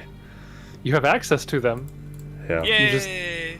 You could cast scrolls. I of could them. cast scrolls and wands of them. Yeah, it will be Well, you later. I think you could cast wands regardless. Yeah, because it has to be. What is the I think minimum? scrolls are the only one that you have to have the actual What's the minimum Cast stat level that you for. need to cast level 2 spells then? 12. 12? Yeah. You only need a casting modifier of 10 plus the spell level to cast it. Right, yeah, so I can cast... You have to I can cast Well, one. no, you don't get any of them, because the ranger gets 0 at this level. Right. So it would be 0 plus your modifier, and you don't get a level 2 spell modifier until Right. 14 wisdom. Right. Yep. All right, so I don't. Whatever. Still some solid changes all around. Yeah. That ain't bad. Yeah. Yeah. What do you- Okay. I'm whispering I think I got I'm- my damage in there, right? I'm being spammed. Sorry. I was trying to add it so that it would scale with my Two level. 37s on lightning bolt. All right, sir. We are. All right, we're good to go. We are identifying these things. I have maxed my spellcraft to a 10. I have identify. So now I'm I have aiding inspire you. competence at +3. Plus you aiding. Well, note to self: Inspire Competence does not work on you. Oh, right, and you are the one casting identify. Yeah, Inspire Competence specifically says that a bard cannot inspire competence on himself. But if I do all allies, am I not my own ally? You're your own worst enemy. You're You your actually, own if you want to grandpa. cast, if you cast it on yourself, you actually have to do a will save. Okay, so can That's saddening. we like try those checks again, Jason, since it's a new day, just to get that out of the way Yeah. before we continue? Yeah, you can roll to aid him, and you're going to roll Okay. several natural 20s. I Now will that you're be not the one doing the check. so mad. Okay, so we Hey. have 3 items left. We have the ring, the pot, and the rod. Yes. Hey there, Kieran. I got a feeling that I think we're gonna do good this time. Yeah, let me take a crack at it if you would mind. I sure hope so. I have not been doing very good, but you know, you've got experience on me, so if you think That's you a can polite figure it way of out, saying I'm old. I thank you. you're experienced. That's the best way I can put it. All right, so Nice. 3. So So first, identify function Oh as my detect God. magic. Yeah, but you aid. But you You aid. only aid have- it. You aid. You only it. have to hit Okay. a 10 to aid. all right. So let me just say for all of you listening, my plight continues with natural 3 for a 13, natural 2 for 12, natural 5 for 15. I even put a rank in there, so now it's a +10. They're I don't- all That's the thing. successful. All Yeah. successful Do to I- aid. Do we want to waste 3 of my 5 level 1 spells just to knock these out of the park? That's up to you. You don't need that totally many. up to you. I think you only need 1. Really? It lasts for a while. 3 rounds It per lasts level. 3 rounds per level. Using Detect Magic is 3 rounds to do the identification. No, you don't Basically detect. getting... Yeah, you don't Oh, detect you're magic right. first. You identify functions as detect magic with the. Yeah, but I'm saying, like, the way Detect Magic works, it takes 3 rounds and you do your identification. So basically, identify, it's 1 item per level. Correct. So you could identify 7 items. You've only got 3, so it only takes Perfect. 1 spell. So I'm going to add +12 to my spellcraft then. Because I get 10 from Identify and from Sarah, so I will roll this. +12. I was Yeah, like, so wait, this you would only be have a 12. +12? No, Yeah, it so would be this will 12 be higher than this what will you be a 22 plus whatever I roll. Yeah. Okay. Oh my gosh, those were pretty bad. gosh. Oh my god. They're all below 10. They're literally all below 10. Light that we have. So what's the We're order we're never- going in here? We're never gonna know. Okay, so I was Well, I just going just did the down order that we've always done them in. ring, pot, rod. We're rod. never You're gonna never what this gonna know rod what that is. rod is. We will So the tomorrow. ring, caster level 11 for a DC 26. Wow. You identify this as an extraordinarily expensive item. I want to look up the cost here. I'm curious what this is because I thought it would just be like a ring of protection. Ring or of something. protection. Yeah, ring of What I- protection. yeah. Yeah, no, But this It It's is like a very mysterious. expensive Is it item. ring? Well, is it ring of protection like +4? Is there like the ring of the cat or is that just Dark Souls? That's So- just Dark Souls. This ring is worth 12,000 gold pieces. Navi! It is a minor ring of energy resistance keyed to acid. Oh. So anyone who wears this ring gets energy resistance 10 against acid. Wow. Wow. Why does Okay, that cost so much money? It's extremely expensive. That's We're needlessly fighting an expensive. acid dragon. That's needlessly expensive. Is that Black Dragon is acid? I think. Green Yeah, so. Black dragons are Dragon is. acid. Black dragons are also acid. Yeah, They fought against green dragons. green and black dragons, I believe, are acid. They So- probably had this ring for it. I vote that goes to Frampton or Aaidan. I also vote that. Well, I mean, I But- identified it. I mean, Yeah, you can. Real talk though. The- Jace, The get other thing to keep in mind is that I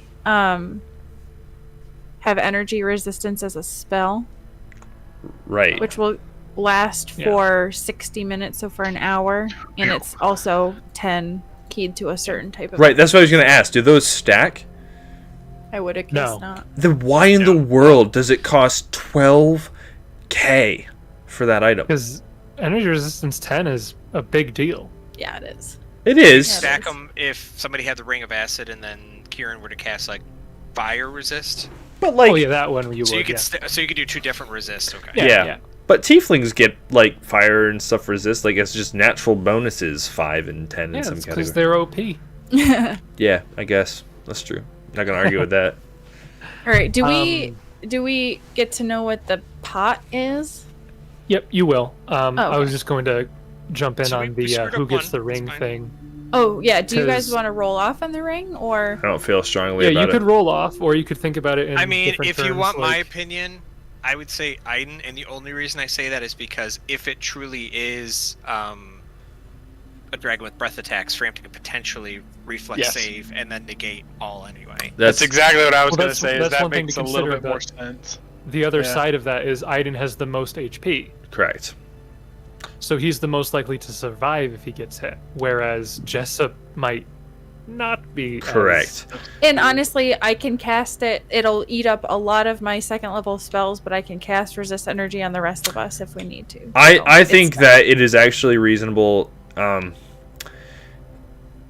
to give it. So it depends on how much Aaidan ends up tanking, but with acid, it's going to be a breath weapon from a dragon, which means it's going to hit multiple targets, which means we should give it to the person who would be the most hurt from that situation, which would be the bard. If we're just looking at the flat mechanics, because I've got Yeah. HP to tank it, Frampton has evasion, and Kieran can cast the resistance. Otherwise, he doesn't have anything else going for him. But I think he might have. Well, Kieran might not have more HP than Jessup at this point. I don't know. My you rolled max a HP is 53. so I he, have 56. so he does. Kieran, So you win the draw by 3. Also, my wealth by level is already way too high, so somebody take this so everyone stops making fun of my min max. yeah, I was gonna say I did like almost everything so far. Yeah. All the gear. Every time we go into a place, it's like, oh, more gear for Aaidan. It's not on purpose, but the last one we literally found like a better bow and like a great sword. I was like, what am I gonna do? Yeah. So it's just Yeah. ring of acid resist plus 10. Yeah. Yeah, Yes. Frampton's How over did here you going guys- rapier. Doesn't even have to be mastercraft, just regular rapier. Be fine. Come on, no whammy, and none of those are rapier. All right, moving on. Roll it out. I'm Um, removing it from the sheet. Yeah. How did you guys decide to distribute the arrows, by the way? Did you give all of them to Aaidan, split them between Aaidan and Jessup? I gave You them have all to 10. Aaidan and allowed him to make the decision on how it's split up. Yeah. Just because There were he's 10 been of them, firing right? most often. You have 10 plus 1 Dragonbane arrows, yes. Yes, and we did identify them. Yeah, he has obviously. Yeah, I not mean, if used you them. gave some to Jessup, I wouldn't say no per Probably se. just like but a the chances couple of me them? shooting are bad. But just like a couple for just. Yeah. I mean, it wouldn't hurt for like 2, right? Like, Mhm. I can give him 2. I can make 2 full round attacks with 4 arrows each, 4, and I'm out. There's no reason to hold on the extra 2. He might as well take them in those same 2 turns.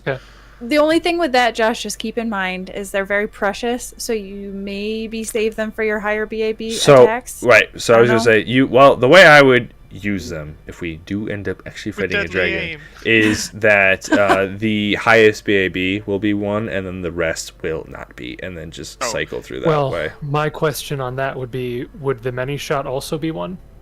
Yeah. Because many shot is your highest BAB, so would Yeah. 2 of the arrows That'd be go at 2 once? technically. Yeah, because you gotta go big or go home, and there's no point on Yeah. belaboring that. You want to get as much damage out as there.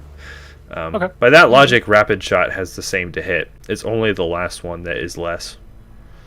Yeah. I can tell you, if we do that, I'm getting you heroicism and using my Inspire Courage. We're gonna want to buff Boosting up as that. best I Yeah. can. Yeah. Yeah. So Okay. Alrighty then. Next item, you rolled a 28. So this pot of whatever is caster level 13 for a Wow. DC 28. Oh my goodness. We Just- squeaked that one by. Oh, You man, identify this item as being worth 4,000 gold. It is stone salve. So this ointment has 2 uses.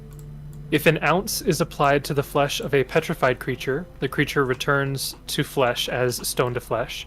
If an ounce is applied to the flesh of a non-petrified creature, it protects the creature as a stone skin spell. how many uses?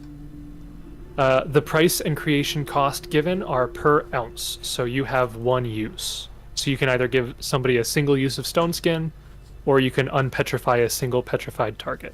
Okay, so the metagamer in me is thinking, are we going to be fighting like basilisks or medusas? Because Or does the dragon have a otherwise- petrifying aura?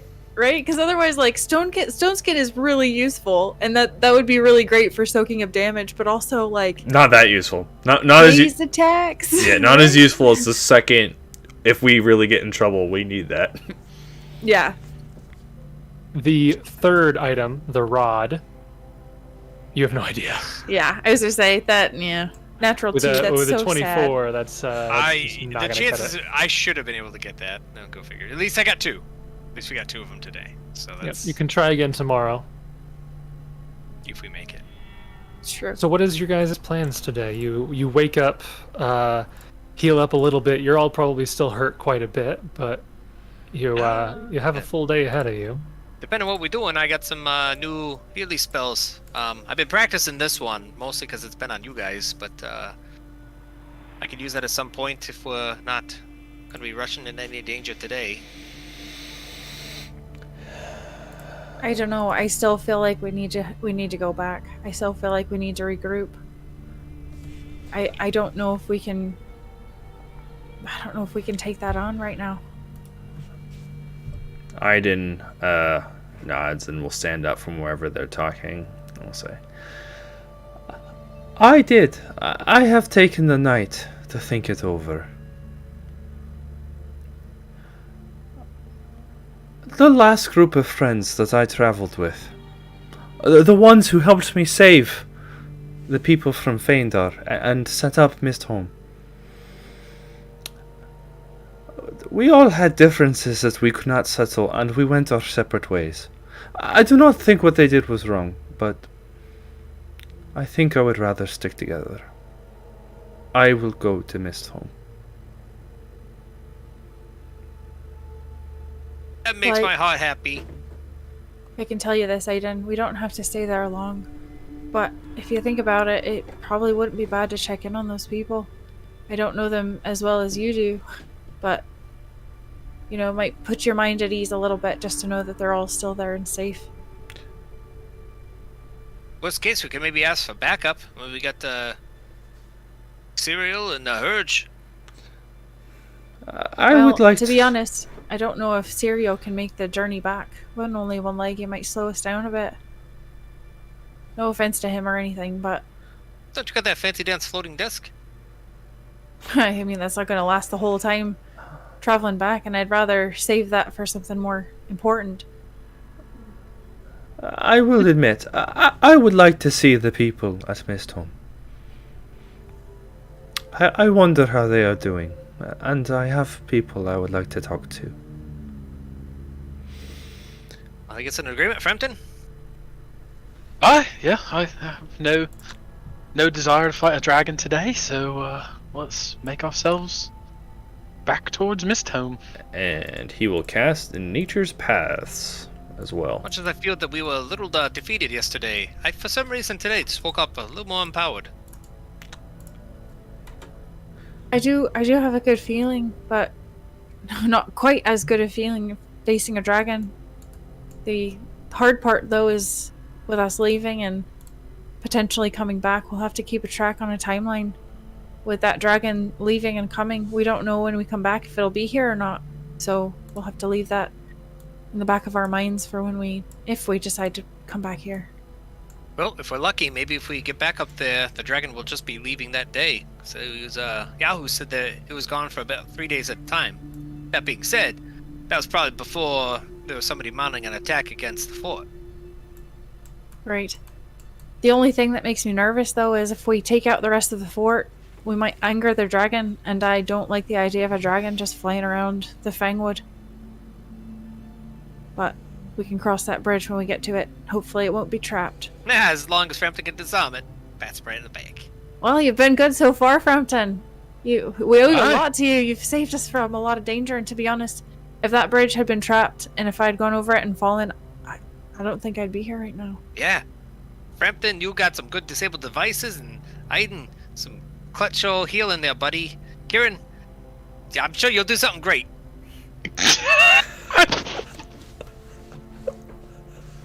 I sure hope so. One of these days. Jessup, I really hope so. That's a spirit, boy. Let's go. Jessup, I don't think your I don't know what words direction he's going. had the impact that you wanted, Jessup. Kieran, he basically said you did nothing. Wait, that's right. I didn't say that. That's basically what he said. Yeah. Well, No. if I'm being perfectly honest, I'm a bit out of practice. I've been traveling for quite some time and haven't really been fighting because I've been able to use subterfuge. But now we're getting back into the fight, and I've got to try to remember everything I learned in my training, and sometimes it comes back to me, but I'm still very rusty with it. Hopefully, the longer we keep this up, the better maybe I can be. I think it is important to realize the better we can be. I have to learn better to work as a team. I think, though, Jessup has the right idea. I am grateful to each of you. I know that I whine and complain, and that I sometimes want to do things my own way, but I know that you sacrificed a lot to be here with me and to do what we do. I mean it when I say thank you. You're welcome. Let's just hope everything back at Misthomeward is still on the up and up.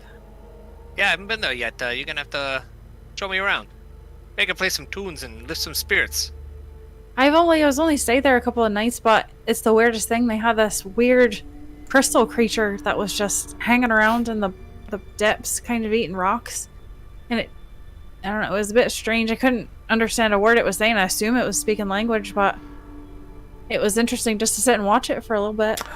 And also be aware of oh, I'm sorry, Aaidan, go ahead. I think he'll discover all kinds of things when he gets there. Well, I was going to warn him about that witch in the basement, but I guess he'll find out on his own. Aaidan nods with a certain amount of yes. Okay. So you guys begin the journey back to Misthomeward. Aaidan, with your spell, I was going back and forth a little bit on whether to treat the Fangwood as just a normal forest or as a jungle. It's not a normal forest. I'm going to treat it as a jungle only because it doesn't reduce it any functionally more than it would otherwise. Like it would be a difference between like 4 days and 3.5 days. Type of a thing. Right. So with your spell, you do reduce it to, like I said, 3.5 days. So that 5-day journey almost got cut by half there. By a good, 60%? It lasts 8 hours for context, but yeah. Yeah. So you make your way back, and you get there at around noon on that 4th day, so 1, 2, 3 days, and then at noon on that line. What's up?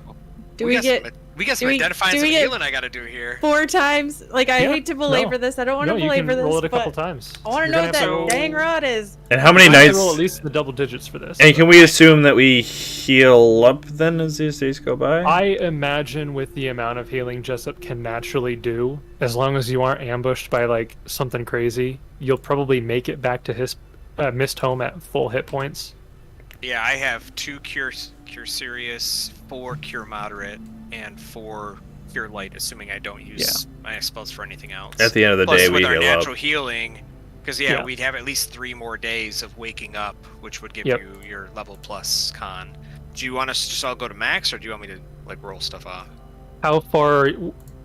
What is the most difference? Like, who's the lowest in comparison to their max HP? Aaidan was pretty low, but I was 35. Okay. 30 of 48. Okay, so Frampton's totally fine. I was down Within 2 days. Within 2 days, he'd be back. I was down 50, 34 of 74. Okay. I heal at a rate of 9 per day. Yeah. So, Jessup, how far down were you? 16 out of 53. Okay. So, with cure serious wounds, like, in a single day, you'd be able to do, like, a solid, Ooh, baby. 24, 25. That would put 2 of you within, like, natural healing range, and then now you've got all your other spells, so Yeah. you'd easily be able to get everybody back up to full health. So can we say the next morning, the second day we're traversing, same thing? Yep. I will do identify. Kieran, would you like to assist? Yeah, and I'm a dum-dum. I'm going to take 10 for a 20. I don't know why I didn't take 10 before, but I'm not trusting my rolls. Okay, so I'm I taking will 10. add. One thing I will bring up, and we can discuss it as a group and then look into it in more detail after the session, but normally speaking, when an ability says that your allies get this, it affects you as well. You count as your own ally. Yes. The bardic performance specifically says otherwise, but the feat he's taking kind of conflicts with that. So as a group, do you think it makes sense to allow Inspire Competence on himself after taking the feat? What feat What is was it? this feat? Inspiring Mentor. Inspire Competence now affects all allies within 30 feet who can hear your performance as long as they're attempting the skill you've selected. Yes. As opposed to the Bard Inspire Competence, which normally says the ally must be within 30 feet, be able to see and hear you. Certain uses are infeasible, such as stealth. A bard can't inspire competence in himself. Inspire competence relies on audible components. I'm not sure if its rules is intended, but there is a FAQ that says allies include yourself. There's only 1 or 2 exceptions that I know that it makes a big difference. And this one, I like the idea. I mean, if you are a mentor, in some way you are capable of inspiring confidence and competence, and assumedly you could do that for yourself. Okay. I think the opposite, but that's just me. I don't think that it would work. I think rules is intended. It's not supposed to, but I think that that's dumb. It's just because Inspire Competence itself, like, talks about an ally and specifically calls out that it doesn't affect the bard, and I don't think that would change just because you're able to affect additional allies. But That's the mind I'm kind of at. I specifically got that to help you guys, not for myself anyway. So We can go either way with it, but Yep. affect me. Okay. For now, so, we'll continue ruling it as we did. If anybody sees something online I'm gonna about that specific interaction, look it let me up know, now. and we can... viewers at home, let us know. yeah, write in your rules and 7 years from now, when people actually watch these. yeah, right. yeah. These guys are such idiots, but that music from Sirenscape is amazing. Yeah. Which Maybe. is another point. If you find out that we messed up a rule, feel free to give us an email at mildlyheroic@gmail.com. Yeah. And we I will take it into insult consideration. you. Jason doesn't have access to that, so it'll probably be me, and I'm No. a lot nicer than So him. I think, Oh. Jason, did we mention before when Sarah was doing hers that spellcraft checks, if she took a 10, you got a total? I don't know if that makes a difference on the rod, but if I took a 10 on my spellcraft, it would be a 32. Not sure that's going to be enough I for mean, that. you have multiple days, so you could take a 10, see, and if Go it doesn't try it work, and see. try it again. 32 would be able to hit an item of 17th caster level. Ooh. Try it. Let's try it one day because we've got a couple days. So let's try Just it. to take a 10? Yeah, Okay. the first day after we leave, we'll take a 10 and see with a 32 if that So gets with us. all bonuses, it'll be a 22, and then obviously taking a 10 will be 32. 32, you identify this 17th caster Oh level my rod. gosh. my gosh! DC 32. So Wow. I was telling Sarah after sessions, whenever she would kind of be angry about her spellcrafts, Frustrated. I would tell her, like, these are not easy checks. I know you're rolling like crap, but even if you were rolling semi-well, you still would be hard to I get mean, if these we didn't have checks. identify, we would be really hurt. Yeah. So We'd be. I metagamed. I don't feel guilty whatsoever. You didn't metagame though, because not- in the game world we were Right. struggling with that, so it makes sense that you would. Naturally do try to something get to better about it, yeah. Yeah. But I love how I just naturally just come up with a spell. Well, Just when that's- I wake up, oh, duh! Well, yeah, The vision! Yeah. the vision. Visions! The idea. The thing with like bards and sorcerers, like I've been trying to justify, like why does he just know these spells? But you can't do it. You've got it's some suspension of disbelief. There's You a gotta degree take of into suspension of account. disbelief, but I think you really have to tap into what is the source of your spells and how do you acquire new ones, because wizards are pretty easy to understand. They literally study. It's assumed that between levels, in their downtime when they're not doing anything else, they are reading tomes and learning how to cast spells. So they take a very active approach. I think other classes have believable ways that they just either naturally or through self-discovery or inward. I think charisma based characters, for example, it's just they find an inner strength. You know, how does Spider-Man know to do his thing, or Superman know to fly? It's just, but you have to discover that kind of thing. Powers. Yeah, Yeah, I like to think that, with the sorcerer, over repeated use, the power just grows more Right. powerful. As you become more And with a bard, it's kind of like, I like to think bards, it's just like inspiration. Mhm. Like, they Like, have you do wake all up their stories. Like, they're always I like have been thinking up about in their this crap. tales. Yeah. They just wake up a day and they're like, hey, they're- I have an idea. Yeah, they're literally creative. They like discover. They come across them. You know what? If you put that and that together, I bet you could do this. That kind of stuff. Yeah, well, that's why I liked to flavor, and that's why I took Lightning Bolt, is I have been using Shocking Grasp, and I even mentioned that he was trying to work on projecting it out, and so finally he was able to project it out into a line rather than just like a touch attack. And I've been flavoring Aaidan's spells. So in 2e, the Ranger spell list got switched to Primal, as well as the Druid. It's its own separate category, which I think is really cool.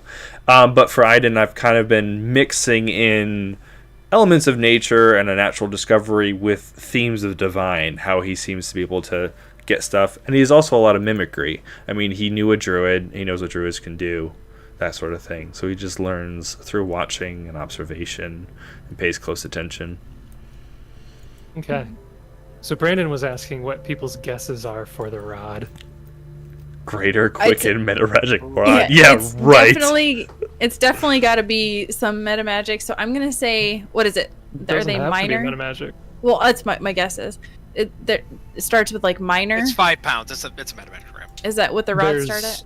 So the meta magic rods, they have minor, normal, Minor. and greater, depending on what spell levels it can affect. Mine Okay. would be 1 through 3. Yep, third level and below would be a minor rod. All right, I'm gonna say it's a minor rod And it's of. with pretty much any meta magic feat that there is if you're going that route.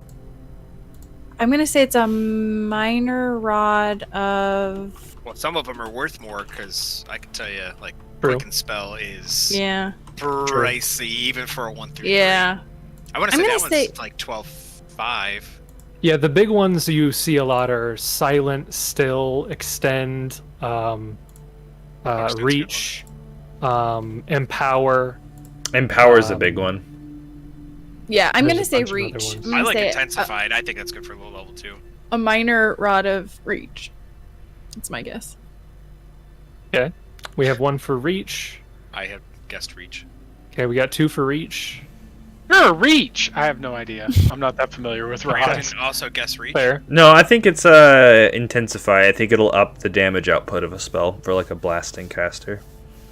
Okay.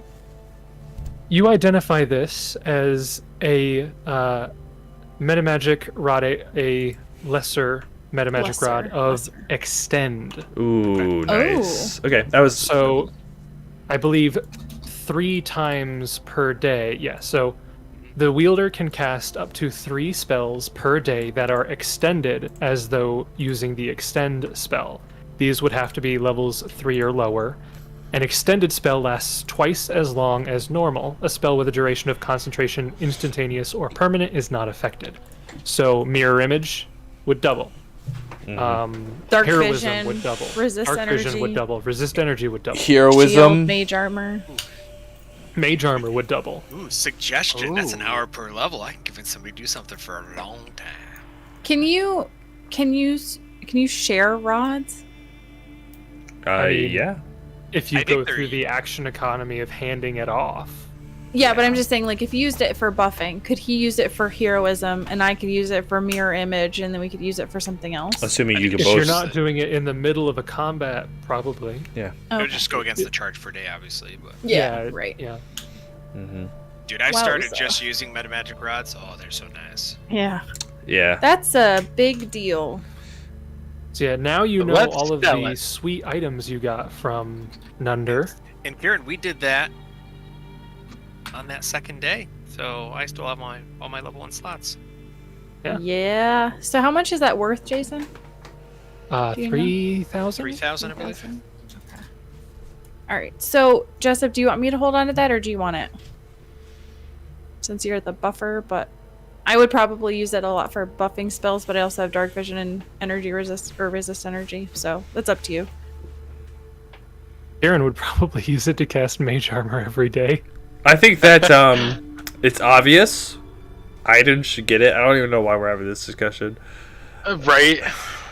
Nature's paths. 16 hours a day. That's You can only travel for 8, but you can do it. One thing to bear in mind for both of us is that if we do use it in combat, it's still going to be a full round action for spontaneous caster. Correct. I was just looking that up. Yeah. yes. Yep.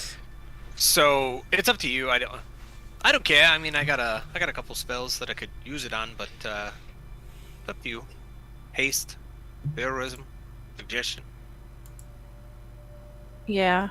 Haste. I can make my dancing lights last 2 minutes. That's pretty sweet. Haste is clutch to put it on.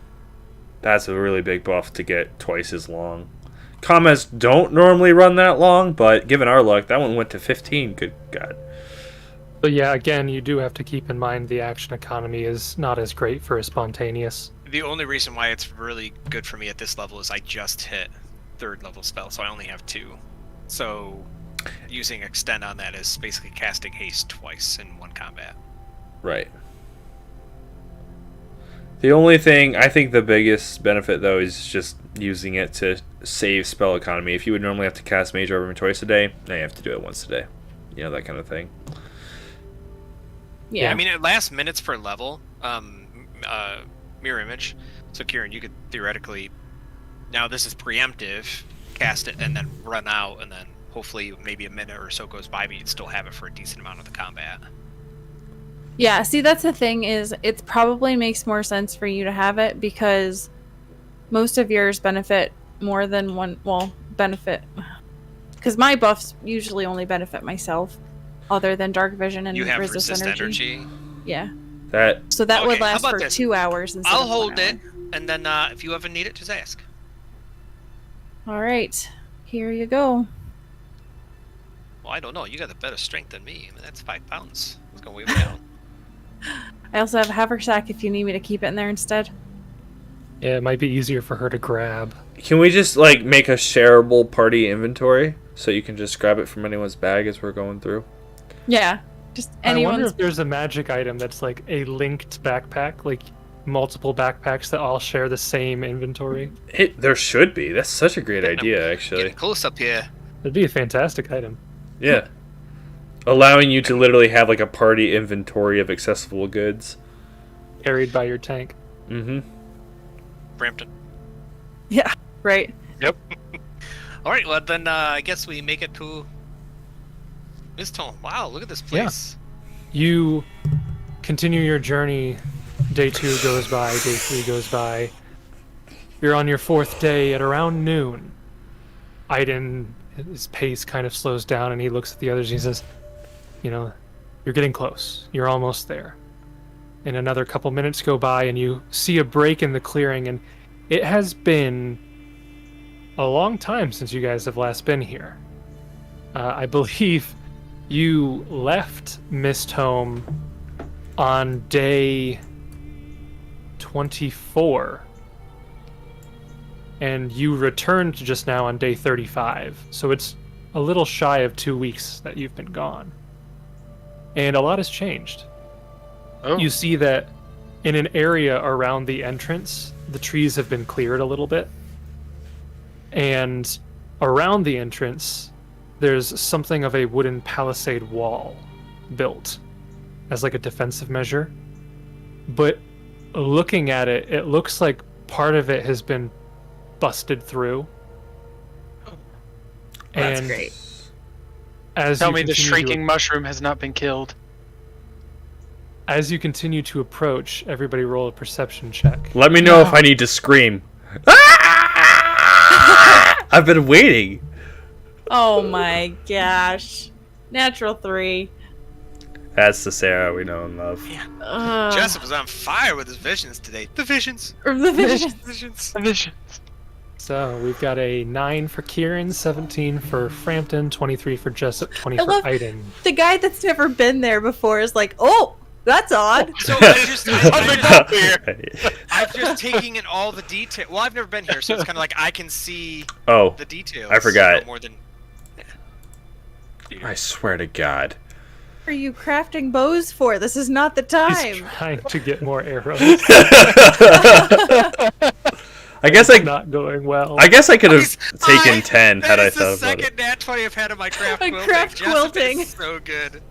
So ridiculous. That's so Yeah, it's ridiculous. amazing.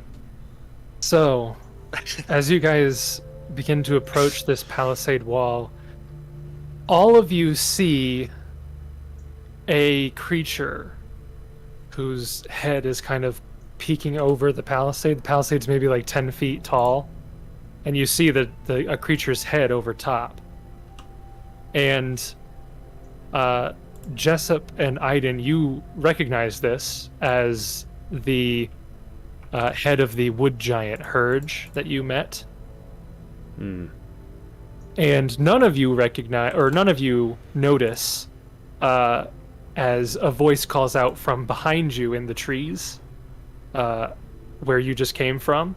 Up above, in one of the trees, a familiar voice for some of you, rings out as the half-elven rangers, Lirosa and Tydell. Lirosa calls down and says, "Identify yourselves." And you hear bows being drawn back. Whoa. Jessup Elfin here, just coming to check out Misthomeward. I heard it was a vacation resort. Whose voice did you say it was? Lirosa, the sister. Rosa, it is good to hear your voice. It is Aaidan, and the troop that went out a few weeks ago.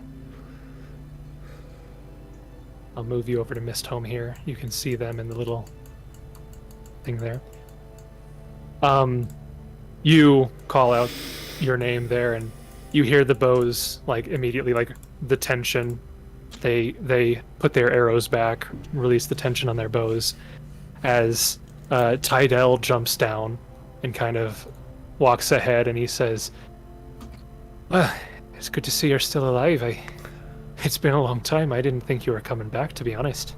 Barely alive, to be honest. And he goes to do one of those real manly, like, shake the forearm kind of thing, and like grab his hand.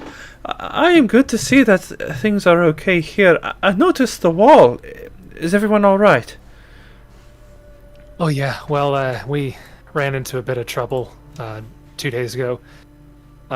Li Fang was actually putting up this wall on his own, then your halfling friend, the elf, and the wood giant there, they came back, and the elf and the wood giant were helping him out to finish it.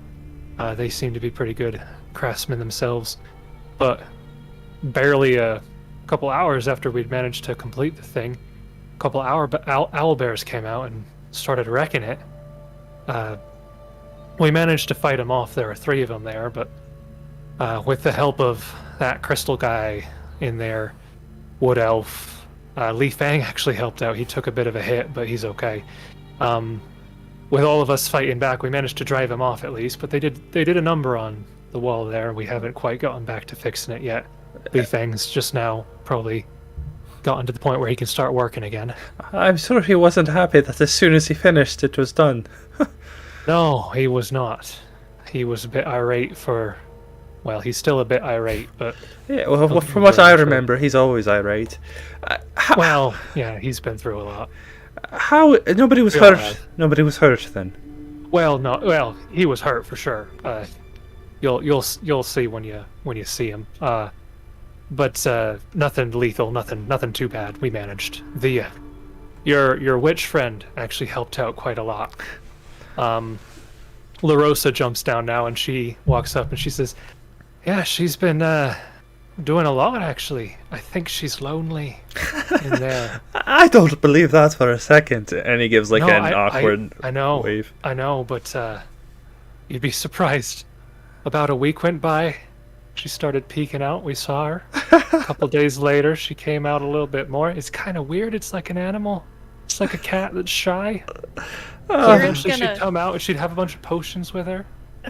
You know, when you get to know her, she's not all that bad. But yeah, I think she was just lonely in that room for a week. Remind me out of game, how old are La Rosa and Tydell? I forget their relation to Aaidan's age. They are only like a year or two. Well, I have the exact ages here in the. Because I realized I was tracker. literally thinking about it yesterday because I'm like, oh, we might go back to this home. I was trying to remember like who would Aaidan actually have pre-existing relationships with. Yeah.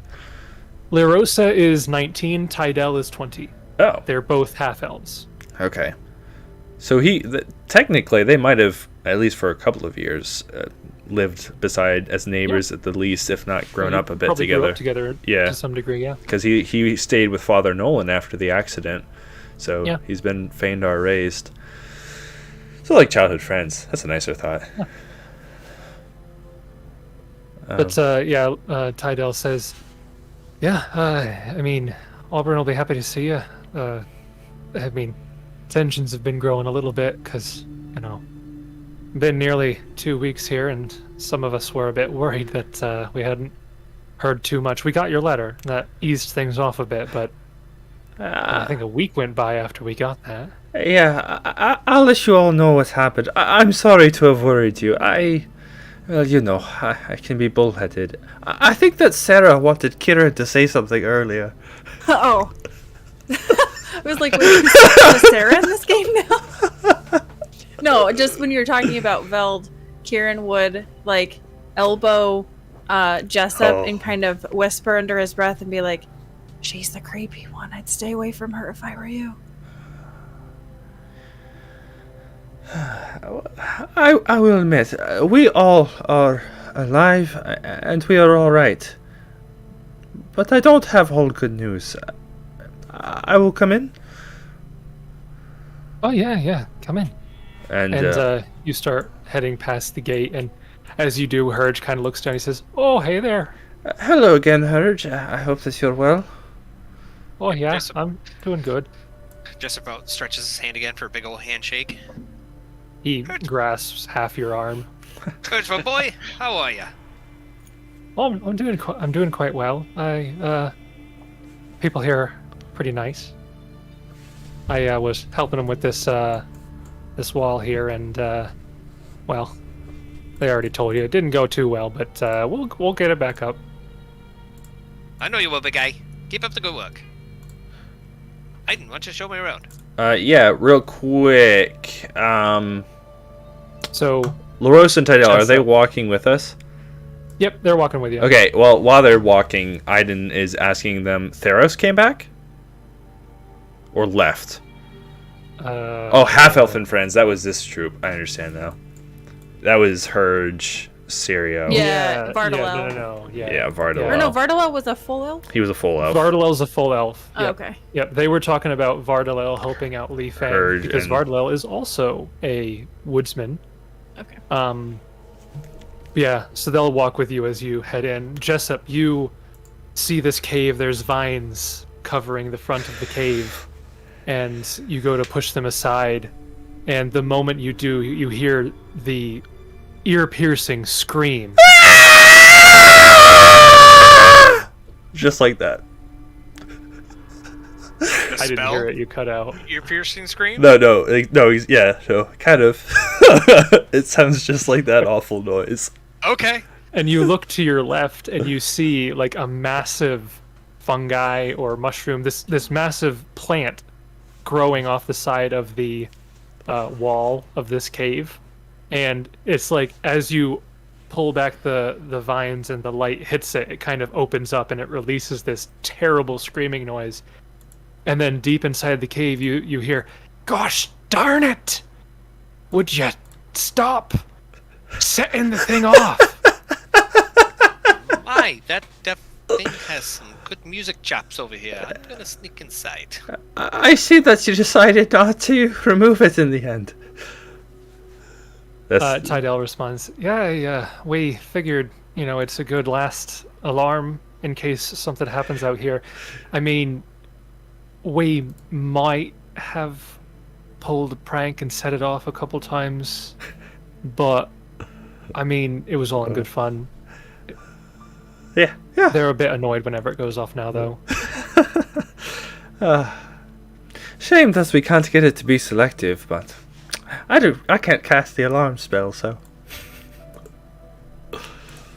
Is that a So you dig at guys me? can- Because I also can't cast the alarm spell. Thought you took it. No. No. No, why would you? No. Why would you take alarm?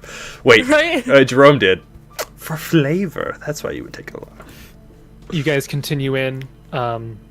You get to the next big chamber here, and Jessup, you can see the walls of this chamber are covered with different crystalline structures and gems of sort.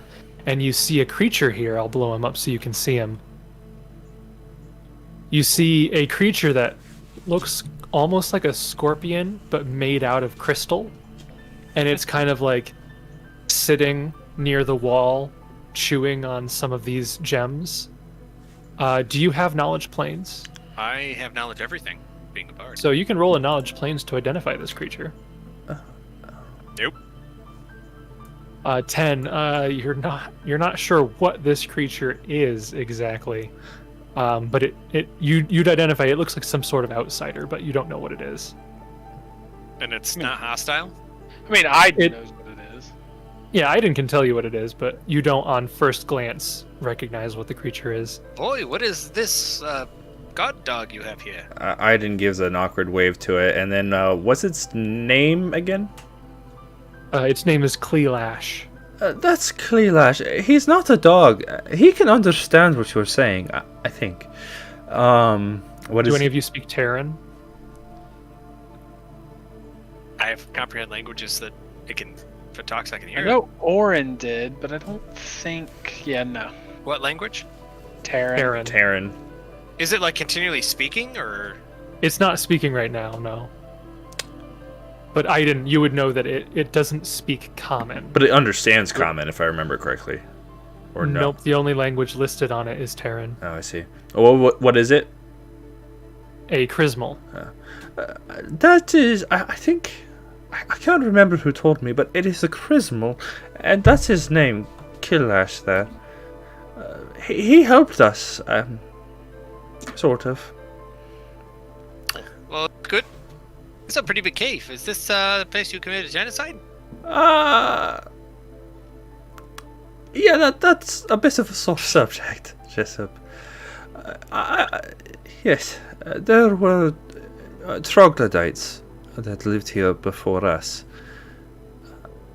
And the situation... None of us could understand each other, and they had already attacked us while we were in the Fangwood. We needed a place to stay. And So this, you pillaged a troglodyte's home? sort of. Well, people look happy here, I guess. Carry on. Keep introducing me to all the people you've saved. So you continue to the next room, and Before They these have a- two, before we Yep. split ways, Yeah. Aiden will ask them if they had. He'll describe the scar, and he says, "I know it's a far chance, as you noticed. Did any of the owlbearers have a significant scar on the hind quarter?"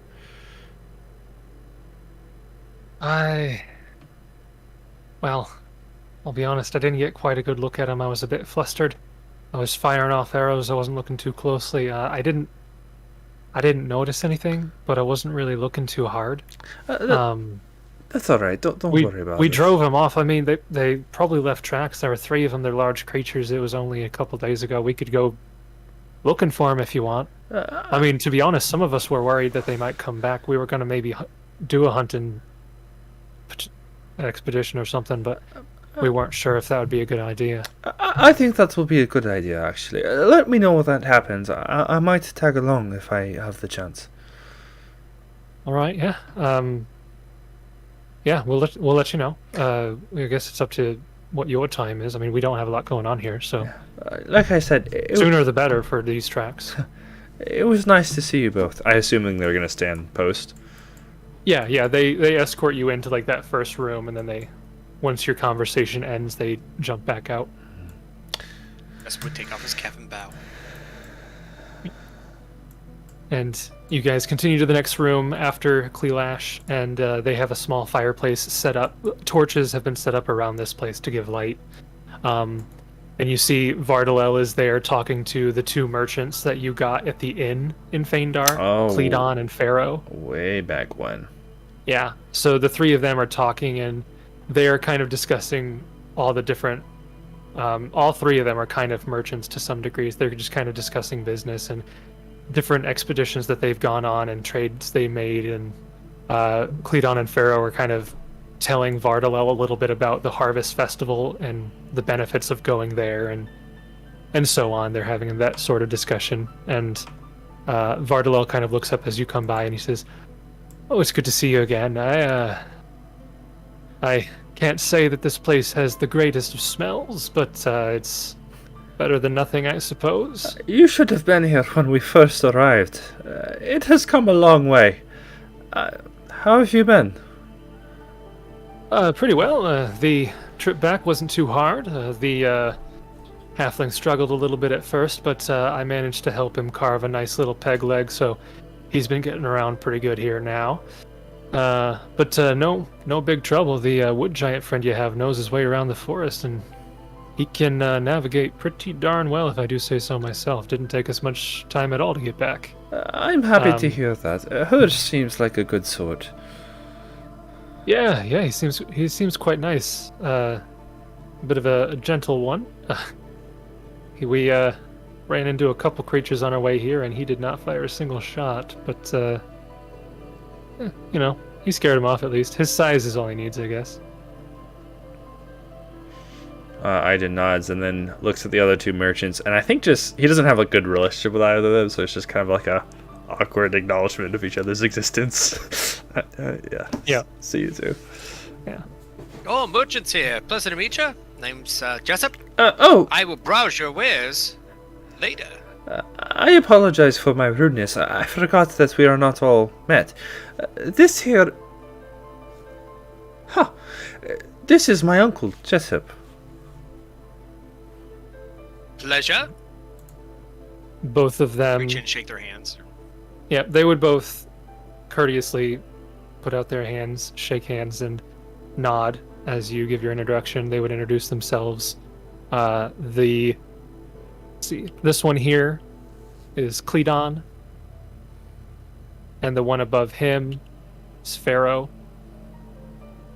And Pharaoh kind of responds to you, Jessup, and he says, "Look, I'd be more than happy to make some trades with you, but sorry to say our stock is pretty thin, so as long as you're not looking for anything too specialized, we might be able to help you out." Doesn't have to browse, does it? I guess not. Yeah. Let me know when you're ready to look. Don't take this as an insult, but I got some strong Oblivion vibes there. It's like, we don't have a lot, but we have some.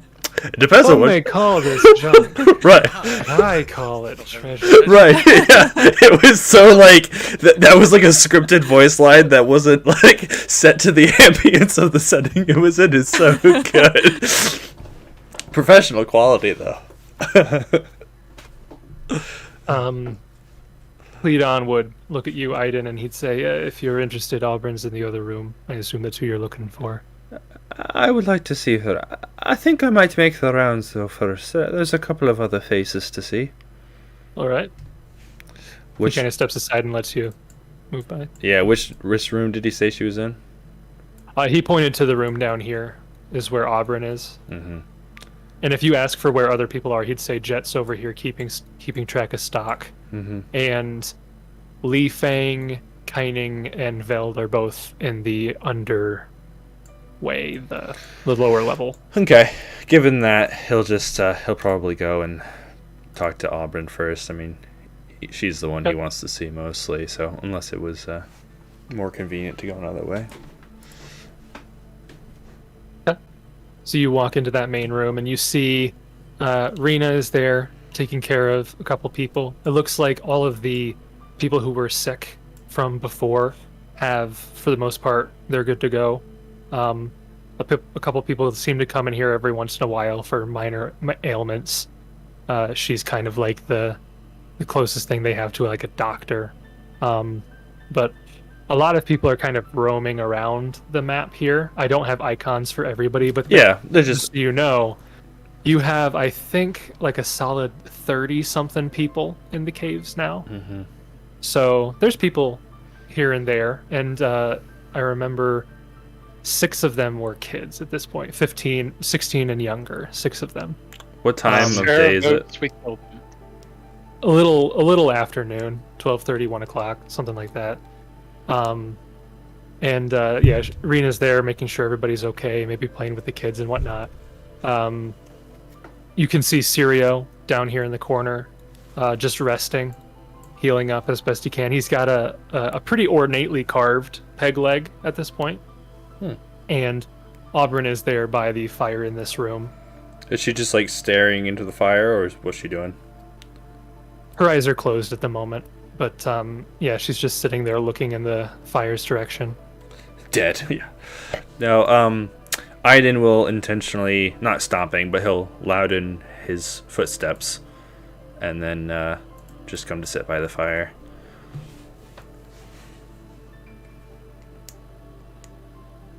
You start walking in, and Auburn kind of, her head twitches a little bit in your direction, and she opens her eyes and kind of squints in your direction. She says, "Ah, Aaidan, you're back. It's good to see you. I'm happy that you were okay. I was worried there for a while." Yeah, we're all right. How are you? Normally she can... Is she able to not see as far, or just normal? Well, no, I'm just saying, like, she can only see 30 feet. Gotcha. And within 30 feet, everything would mechanically have concealment, so she can never see clearly. Oh, so she's actually pretty bad as far as things go. Yeah, I'm pretty sure I can open up the PDF and read it, but I'm pretty sure it was basically she can't do anything outside of 30 feet. Wasn't she your mentor? Yes. And you don't know how blind she is? Why do you think why he's such a bad shot? Oh! 60% of the time, I Yeah, miss so... every time. Oh, okay. So Auburn can see relatively clearly for 10 feet. Yeah, that's what It takes a penalty beyond that, and anything from 10 to 30 feet is severely clouded. Yeah, okay, that's why I was confused, because I thought that within that close she would be able to see him. Yeah, so once you get within 10 feet, she can see you, but as you're stomping and she looks over when you're in a distance, making more of a noise, she recognizes you a little bit further out before you get closer to her. Right. I have a lot to tell you. La Rosa and Tydell filled me in about things here a bit. How have you been? Well, we've been all right. We've been managing. Yeah, we did have a bit of an issue there with a few owlbears. I wasn't there to see it myself, but Li Feng, he took a bit of a hit. He's going to have some scars, but for the most part, we managed to heal him up to the point where he's not going to be severely wounded or anything. So that was a stroke of luck. Well, we've had good luck and bad luck. I heard you got a letter, so that filled you in a bit. Yeah, I did get your letter. So you found the fort, at least. Well, yeah. We found 3 forts. I don't know which ones that you knew about, but...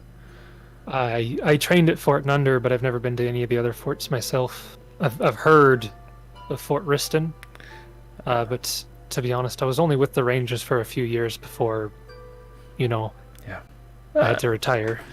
I understand that. Well, I'll fill you in. Fort Riston is overrun by Fae. That's where we met Syria. I'm sure he's told you about it. There was not much else there. We decided not to get involved. Fort Nunder, we encountered trolls, but we pushed through, thanks to... Oh, I failed again. I met my uncle, Jessup. Jessup, this is Oprah. Walks in, kind of looks at her a little bit, and outreaches his hand. Hello, my name is Jessup Elfin. How are you? She raises out her hand as well, and she says, I'm doing quite well. I heard a lot about you from your father. I assume that you have heard what happened. I have. I was actually out going to check on Fort myself, but kind of got a little sidetracked. You know, every road has a fork. She kind of tilts her head and grins. If you can move through the trees. He takes off his hat and bows a little more. Jessup, Ranger from Fort Riston, reporting for duty.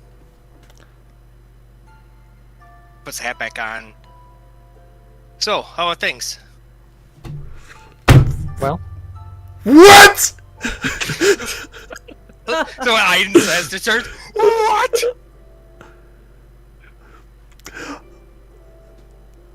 I need a moment. What? I swear to God! Where's your... Oh my... Oh, sorry guys, sorry, I'm yelling into the mic. What? Aaidan will respond and she'll say, things have been better. At this point, you probably know more than I do, but it's good to have another pair of hands on things. Yeah, Aaidan says... She turns. You out over the kid? I need a moment, Jessup. You were a ranger the whole time? I never said that I wasn't. I asked you directly.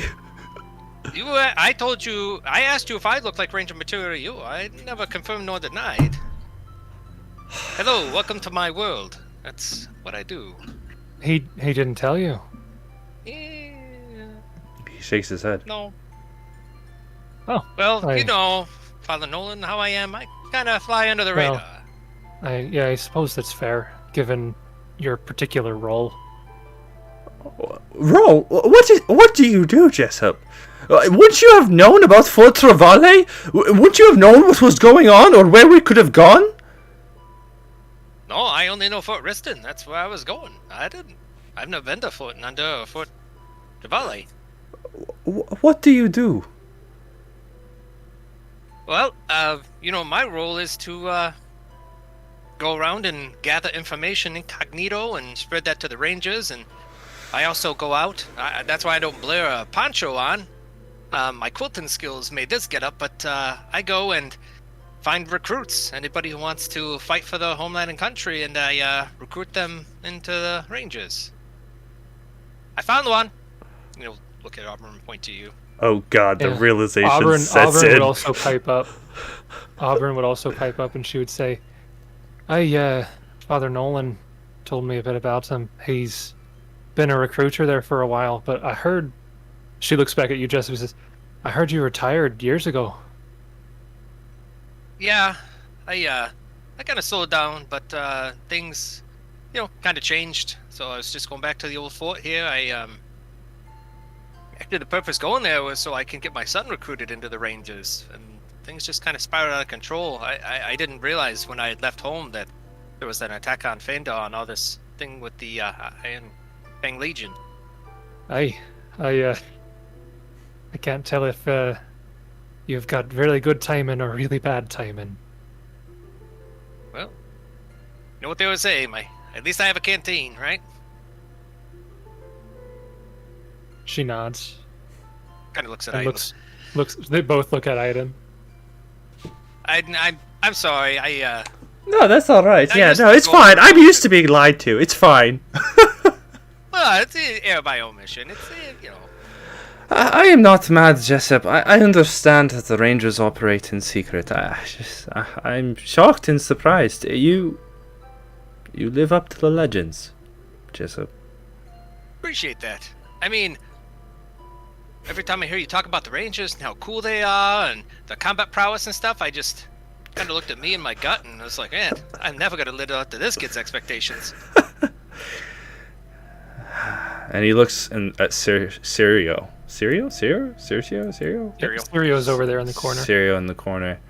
I don't know what to expect from a ranger. I'm learning that there are all sorts and sizes, and that they all share one thing, though. He kind of spreads his arms out to either side, and he says, "Aye, it's never a dull moment with us."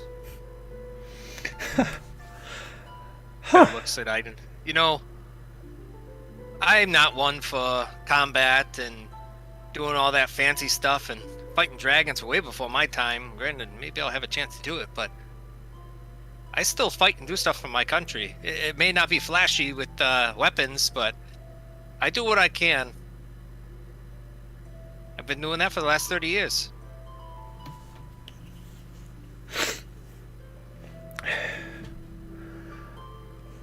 That makes me happy to hear, Jessup.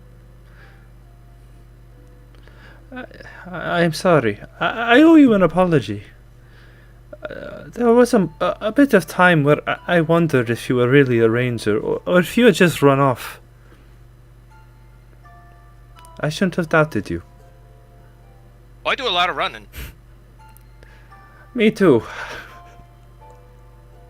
Auburn would look to you, Jessup, and she'd say, I don't know if you're aware, but I think before meeting you, Aaidan's only really heard stories. So I don't know exactly what you've told him or what you haven't told him, but Ooh, yeah, I was tight-lipped on a lot of stuff. yeah, I can imagine he was. Let's just say he's been looking up to your shadow for a while. I feel embarrassed, Jessup. This whole time, talking about everything that I wanted to accomplish, you were just... Hey, kid. If the Rangers are back in full force and I can go meet my commander, I'd definitely ask you to be initiated. That's for sure. I hope I have not made a fool of myself. Sirio shouts out at that point. He's like, if you're waiting for commanders, you're gonna be waiting a long time. If you're thinking about getting any sort of approval, you might as well just say that you're the commander at this point. I don't know about all Commander that. Aaidan, what do we do next? I don't... I just said what the fuck. Yeah, how in the world do you react to that? I don't know about all of that. I know that I need to fight for the people in Misthomeward. And I know that we're all here on the same page. So. And he'll just break into an expo dump of what they've done, where they've gone, what weapons and supplies they have, and their failings at Fort Trevalay, but that it's also fallen, that he's aware of the message of all foxes to their holes, that, basically covering all of the bases. Okay. Yeah, as you speak, you can see, Sirio's face kind of goes from, a sort of grim determination. There's never, a look of surprise on his face. Mm-hmm. When you go off on things, he's never like, oh no, I never expected that. Looks like he was kind of in the pessimistic line of thinking the whole time. Uh-huh. So when you'd say, oh, Fort Trevalay has fallen, he's like, figures. The worst part about Fort Trevalay, they had slaves or captives there, and I think as a consequence of our ill attempt, I wonder about their fate. But I realized now, I think, with a few days to think about it, that they were probably rangers too, and we all know what we're here for. I know how you feel about leaving them up there. It didn't make me feel any better either. But, we all know what we signed up for when we did this. And the risk it took. And I could bet you damn well that those rangers fought until they couldn't anymore, even if they're held captive. And they're probably still fighting now. Sirio would pipe up, actually. He'd say, if you haven't forgotten, some of my group were captured by the hobgoblins as well. We were kept alive for a while before we starved to death. So we might have a chance. That's not I know it's weird for me to be saying something so optimistic. That's what I was going to say. Whoa, would you like another crack at the dragon or some more hobgoblins? If you need an extra pair of hands, I'll go. Trust me, with one leg down, I'm sure you got more fighting than I do. Hey, if anything, I can at least be bait.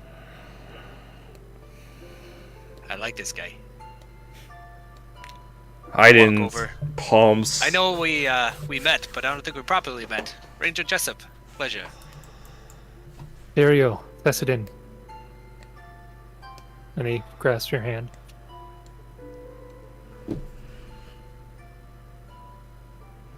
Oh, that's it. Yeah, He's a man of few words. Yeah. That's it. He lets action do the talking. I'm more of the talking. Less action. I recruit people to do the action for me. Then I guess I don't know. There's something more. I don't know how to put it into words, but this is not what I thought it would be like to meet rangers. But that is not a bad thing. It's more exciting, isn't it, than you thought? I don't know how to say the emotions. I'm not good with that thing. But I do know this. I know that I will fight to the very end. I want to help the people here at Misthomeward for the rest of the day and set things right as much as we can. But I would like to go back to Trevalay, if that makes sense. He'll be waiting for us. Have you seen any of the hobgoblins since you've made camp, Oberyn? No, not in this area at least. I don't know. You said Fort Trevalay was a couple days out. We haven't been going too far away from the caves, but LaRosa, Tydell, Lee Fang even, the three of them would go out on patrols every once in a while, go a couple miles out, but we haven't seen trace of them for a couple of days now since, well, I guess it's been a couple of weeks since you took out that camp. Speaking of that camp, has anybody gone recently to scout Fhaendar and see what the Legion is doing? Fhaendar, I haven't told anybody to. I don't know if maybe they went out there on one of their patrols, didn't tell us. I've been telling them to be as cautious as possible, but I do know that Tydell at least has been curious, so it's possible that they've gone out there without telling me. I could ask him. I will ask Tydell. I don't know what information can actually be gleaned, but I'm beginning to think that it might be wise to know what the Legion is doing. Even if we can't stop it, it might inform what's happening in the Fengwood.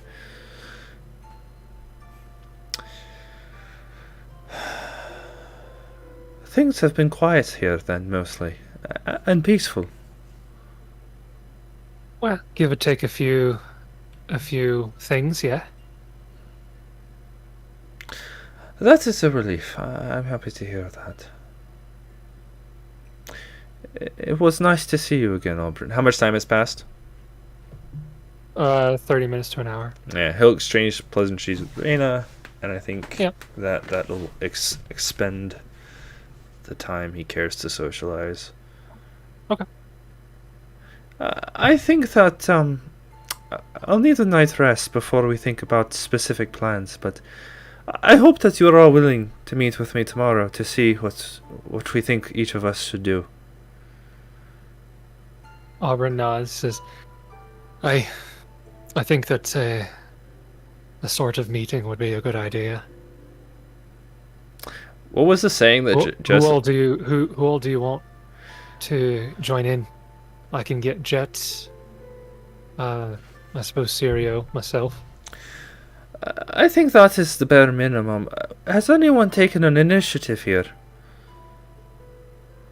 You mean to be like a leader of the community? Yeah, a leader or in charge of any specific affairs. I know that Jet. Oh well, we kind of split it up. Rena's in charge of all the medical stuff. Jet's in charge of all the supplies. She is assisted by the two merchants over there, but she is most of it. Li Fang, Tydale, LaRosa, they've sort of taken up the guard duty, you could say. I guess I'm sort of the spiritual advisor at this point. That is worth quite a lot, Oberyn.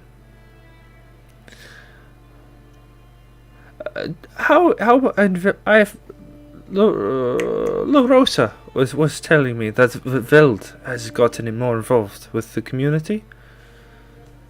Oberyn starts to chuckle a little bit.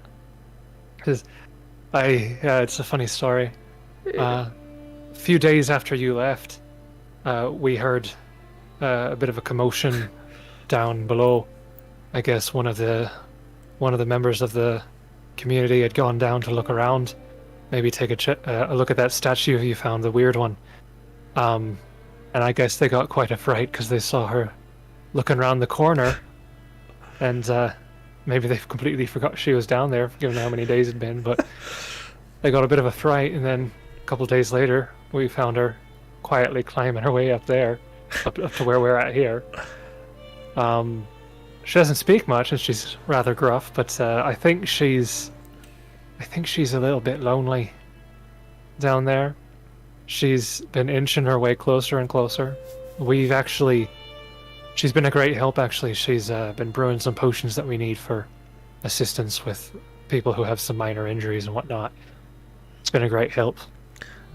I don't know Veld very well, and first meeting was not great. But I understand that she is familiar with some stranger magic practices. I think that I might try to talk to her before I leave. By all means.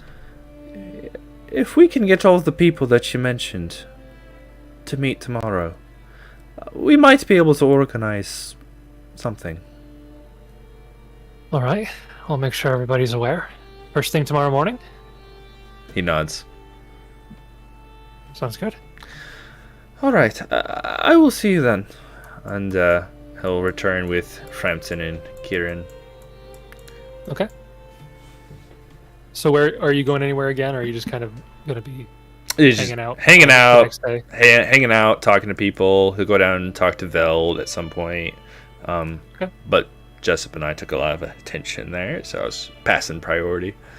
Yeah, Jessup will probably just stay here and just kind of talk ranger business, relish in maybe some old stories and connections we had, and I don't know, just try to get the ranger vibe back up. Yeah, between the three of you, some very colorful stories are told. Oh, I'm sure, because Oberyn is she swears a lot too. Oberyn is known for her stories. Yeah. Especially how she got her peg leg and how her vision went bad. Jessup, you would actually know, given your relation with Father Nolan and you're older than Oberyn. You know that she was born with that leg. So you know that she's spinning tales about valiantly losing a leg in combat. Well, I tell the same story about my butt cheek getting bit by a troll, Yeah. so we'll see how well all that. Oh my gosh. Part of it is relishing in stories and exaggerating a little bit, just increase morale. It's just what we do. Wait. She was born without the leg? Yep. There was a Oh. birth defect. She was born with Okay. a peg leg. yeah, she came out with a peg I leg. heard She was she was born missing that leg. she Yeah. was born part construct. Yeah. Yeah, no. I thought you said she was born with the leg, and I was like, Yep. Yeah, no, it's not a Peg leg and all. it's not a famed I war meant- story. I meant born without. Yeah, so she Yeah, was born with the birth defect. She didn't have that leg at the knee. right. Okay. So she's lived her whole life with a peg leg, but a lot of people don't know that. And so the people who don't know that, she'll kind of spin a tale about how she was in the Rangers and there was this massive combat, and it sometimes is a variation of the story, but yeah, it's made up. That one Jessup at would least. never correct. He would just certainly Yeah. go along, play it up probably. But yeah, you go down and Well, I'm gonna talk If you to go down to the Kieran lower- and Frampton, if that's all right.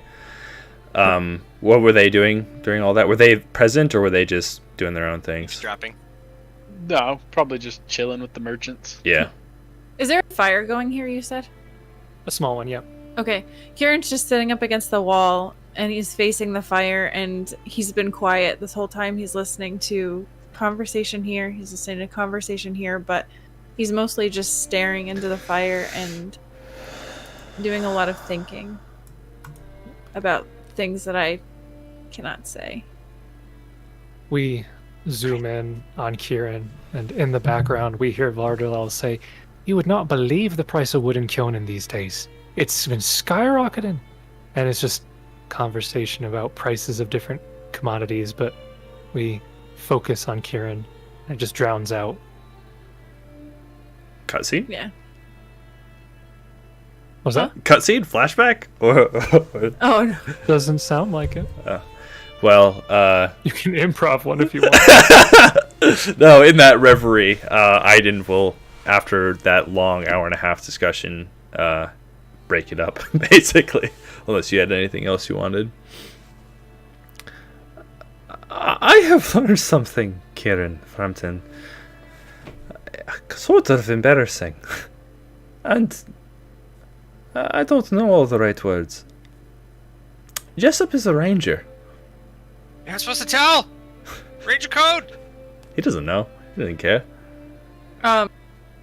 So Kieran had like a masked face as he was staring into the fire, and when Aaidan comes out and says that, he kind of like shakes his head and immediately like puts on a smile, and he's like, "Oh, is that right? That's surprising. I didn't expect that from you, Jessup.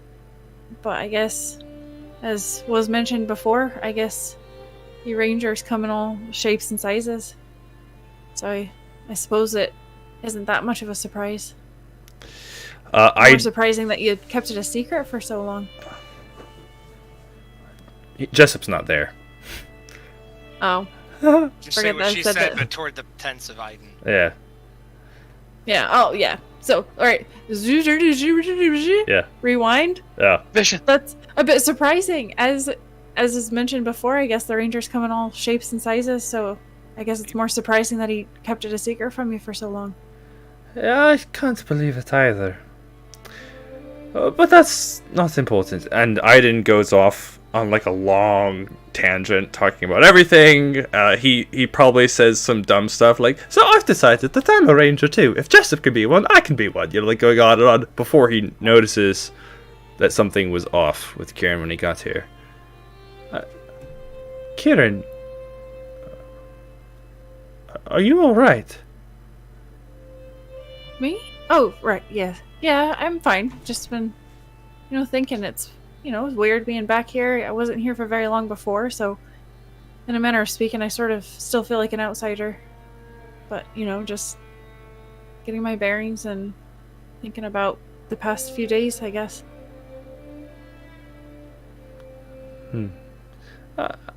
I know that you have mentioned... well, I don't know a lot, but if you ever want to tell me something, Kieran, I will listen to you. I'm not good at giving advice, but I can listen. For what that's worth. Appreciate that, Aaidan.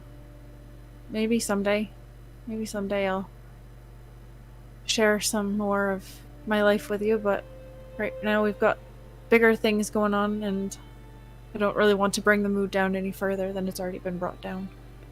You do know, Kieran, if you're not up to going back, you can stay too.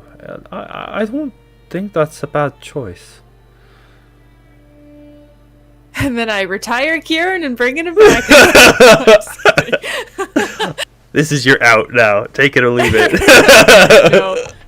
I appreciate that, Aaidan. I'm not gonna lie, it did shake me up a bit, but I want to see this through. I came out here looking for dragons, and I don't know what kind of dragon-blooded sorcerer I'd be if I didn't at least try standing toe-to-toe with one. And these people, I guess I don't have as much of a tie to this land as you do, but if my actions can help in some small way, I suppose maybe I should try. I've been a bit selfish in the past, and I can't guarantee that I won't be selfish in the future, but maybe I can do some small part to help y'all as well. I think that is a great perspective to have, Kieran. and I appreciate your help. You know, I can be selfish too. You know. But I can tell you this. If you stick with me, we're going back to fight that dragon. You might face one sooner than you thought. Hope we live to tell the tale of it. Live or die, we will do it. Frampton, I don't know what your convictions are, but you're welcome to come along too if you like. Oh, well, thanks for your permission. No, You know, Frampton, we'll get stuck behind several doors and trigger many traps if we don't have you around with your deft fingers. that is true. I would probably be dead. I'm too bullheaded. Stubborn. And Frampton, I do have to apologize to you. That last battle that we had, I know that you work best when someone's distracting the enemies for you, and there was a lot going on. I didn't have my head on my shoulders, but, you know, I'll do what I can to help you out from now on. Oh, well, I certainly appreciate it. I wasn't holding it against you or anything, but I certainly would fight better if I wasn't the center of attention in every combat. You certainly know the spots to hit them. I usually just slice down and hope for the best, but you've got this precision I don't have, and it's very impressive. You're able to aim right for the vital parts. Yeah, just aim for the squishy bits. Well, let's hope that this second time turns out better than the first, although I do have to say we held our own, being outnumbered for a while there. It wasn't easy, but certainly is a good thing that dragon didn't show up. I think that a lot of this will come as we spend more time together. But I think that if we pull our strengths together, we can be very effective in combat. I know that it is something that I have to work on, but maybe we could meet in the morning and talk it over. Been working on some things to hopefully help everyone out. Most of my abilities thus far have been centered on me for, good reason. I was on my own for a while. But now that we're kind of doing this as a group, maybe I can do my part as well and help out other people. Is that the plan then? Are we staying for one night and then heading back out? I talked with Aubryn, and I don't know if you overheard, but I'm going to meet with a couple of people from Misthomeward that have been in charge of certain things. I think that we will decide together what is best for our siege to do, and there are a number of things that I think would be wise. So, I would like you both to be there, and if you think of something that would be useful, be prepared to share it.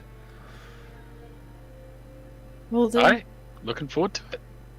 I think for now, probably I'll just find a corner here and rest up until then, I suppose. Not too much else that needs to be done, and it's been a harrowing few days, travel and battle. I guess we should enjoy the quiet while we can. You enjoy your rest, Kieran. And as he's walking away to now go talk to Veld, and I don't know how to say this, so don't take it poorly. I just mean to say, I know that you've made a lot of efforts to help us, and I am very grateful, but don't feel the need to keep a wall between us forever.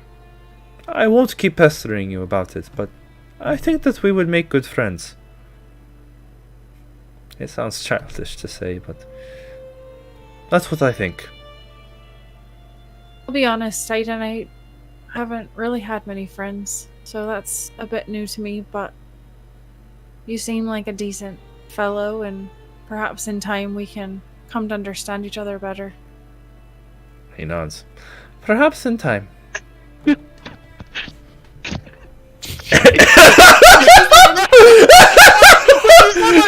staring into the fire. I wanted to be like, ugh. Yeah? Frampton's trying not to cut himself while he's on this edge. Goodness gracious, I can't please, you people. It's just funny to me. I'm just trying to paint a scene, okay? It's all what wrong. What do you want him to do? He's doing Frampton- a jig around the fire. And he's Yes! snapping his Frampton's fingers. doing the worm around the fire while playing knuckle bone. There's about 5 kids trying to copy Frampton doing the worm.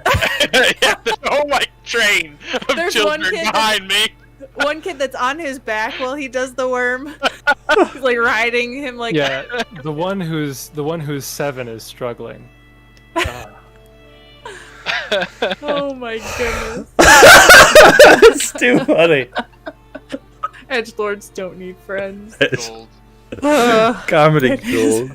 That was good. It's not meant to come across that way. No, that okay? made the whole session worth it. That made waiting through our leveling. That made waiting through the fact that you guys had to identify those stupid magic items for 3 hours. All of it was worth it for everyone involved in this project for that one moment. Here I go trying to paint a scene. And Iron back Fang's and done. forth. It's over. Yeah, that's actually we're done. Yeah, That's like, I don't even see Kieran that way. It's just funny to say it. Oh, right. Like, No. it's just that ongoing joke kind of thing. Yeah. And I was like, I don't even see the scene that way. Like, it made a perfect scene, but at the same time, I was like, and Frampton treats his paper cuts from all the edge near the fire. yeah, he starts dyeing his hair blacker than it was.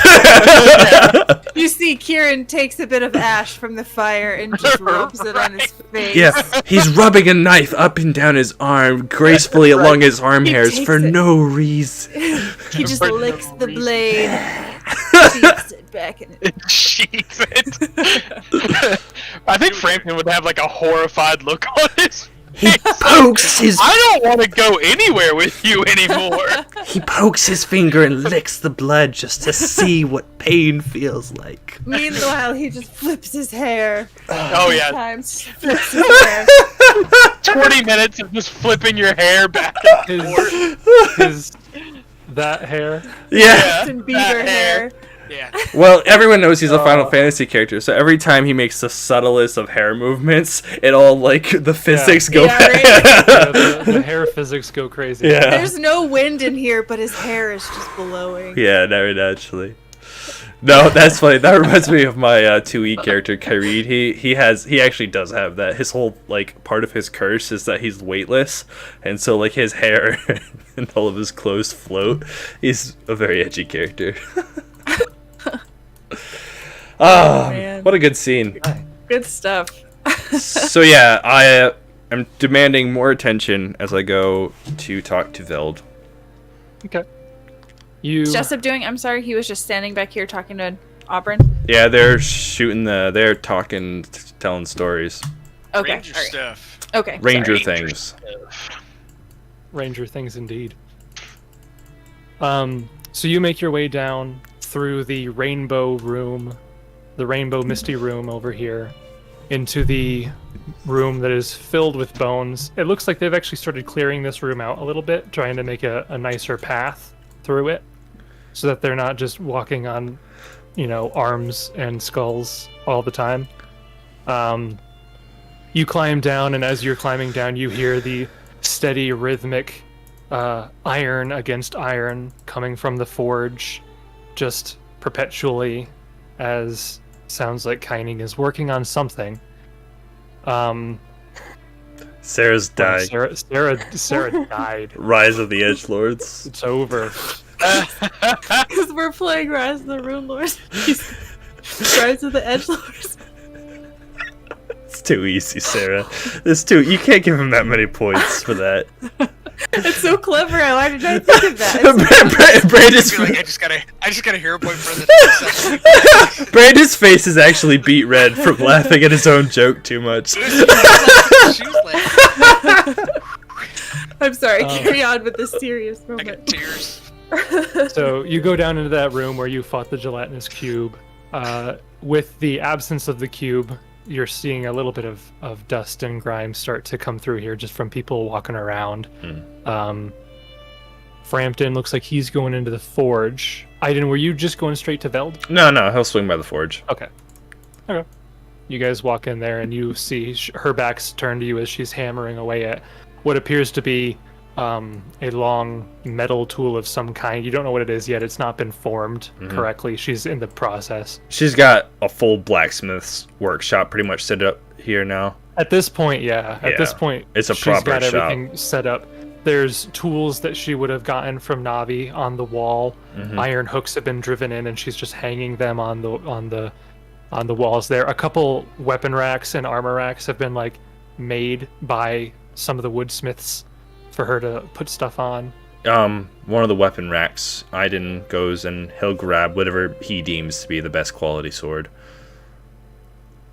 Okay, you go up and you see a short sword that seems to be pretty well made.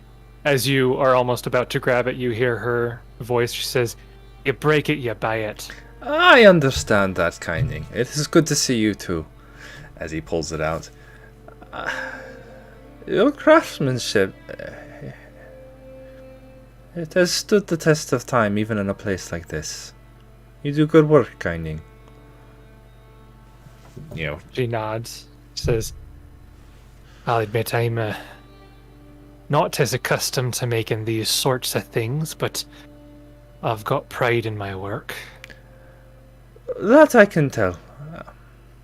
I know that you had issues with some of my past companions, but I want you to know, if I were there to pick a side, I know that you fight for what you believe is right, and I know that your work is good.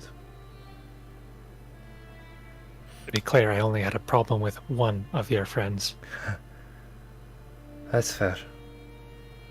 And he puts it back on the rack. Anyhow, I don't know if you two have met. This is Frampton. Oi, hi there. Beautiful work. Nice forge. Smells a bit like troglodyte, but that's okay. He just kind of grunts at you. Yeah, I don't know if Frampton and Kining have been officially introduced. No, No, I don't think that's so. why he kind They- of followed him down, because he's never Yeah, been down here. Kining and Frampton were in the caves together But for not- a while. yeah, but not- Frampton was up in the like med bay. Yeah. Yeah. and So yeah, I sick. guess they haven't been like fully Right. introduced. Yeah, like they went to the same high school, but you know, they ran in their different circles. They had Right. one was in AP Calc, and the other one was in physics. So, like they just never had time to Yeah. meet, cross paths. So Yeah, she grunts and she says, "Are you here looking for anything?" actually, I- go ahead. I think that you might be though. Am I? Yeah. Been looking to get another rapier. I don't know if that's something you're familiar with or not. If you've got one, He doesn't think that he She- does, but he complains one? about it all the time. constantly. I'm always complaining about it. This guy finds weapons just lying around, but for me to find a rapier is practically impossible.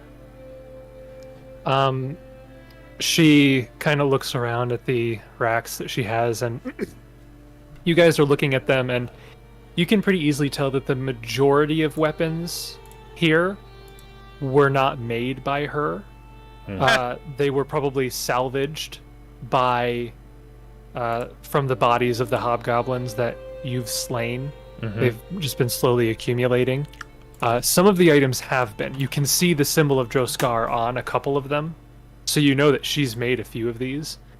But she looks around and she grabs what appears to be a rapier, and she says, "I didn't make this one. It's a bit shoddy work in my opinion. But if you give me some time, I could maybe make it a bit better, and you could use it." Aye, yeah, but take your time. It's better than nothing. By all means. I don't really have much in the way of money at the moment. You know. He puts it back and she says, "Standard market prices." Don't worry, Kining. I'll make sure that he has the cash to cover it. Honest pay for honest work. I understand that. Aye. You might think that we don't need much use of money here, but if that gnomish lady, whatever she is, ever comes back, I'd like to have something on hand that I can restock myself with. No, I understand that, and I'm sure the merchants upstairs agree with you, Keining. Makes sense. One of the few that do. He looks down at her rack, and as he's standing over it, his thoughts are drifting, but he's just like, yeah, well, you know, not everyone cares or needs money so much. I have a question for you, Keining. I don't mean it to be rude, as it might come out, but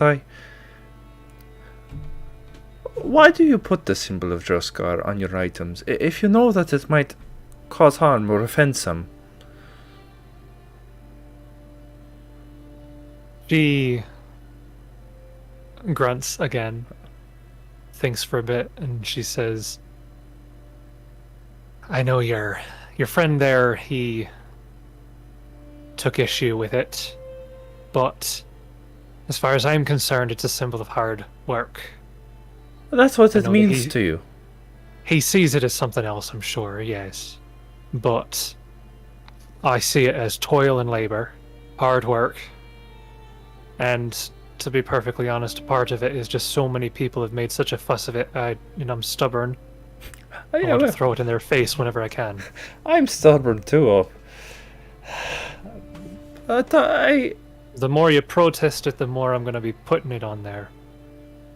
She looks to Frampton and she says, if you've got an issue with that, then I won't be giving you nothing. Oh, no. I don't even know who Droskar is. Never been one for gods very much. Not even sure what a Droskar is. I must admit, too, Keining, I apologize for my ignorance. I don't know much of Droskar. Father Nolan never taught me of him. What are his... Sure he didn't. What are his tenets? What do... Well, let's just say he's not the kind of god that you'd be interested in.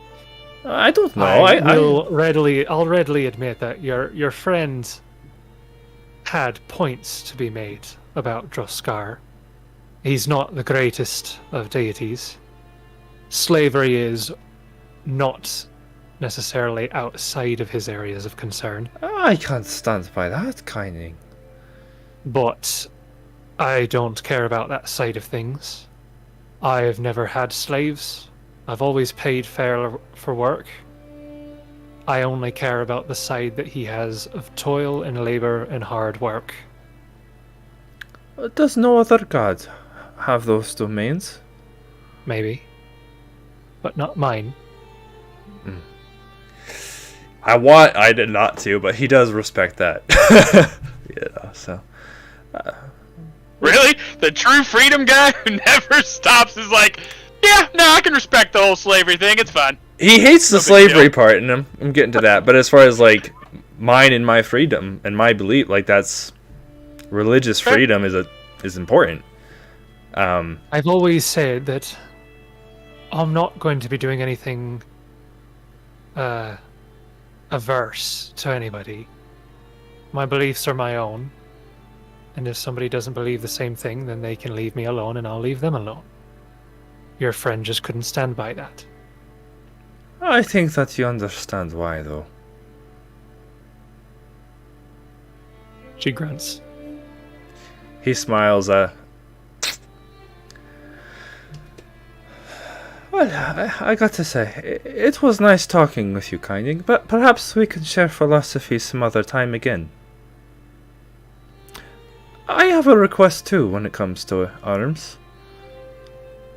Alright. He looks around. Is there a falchion by chance?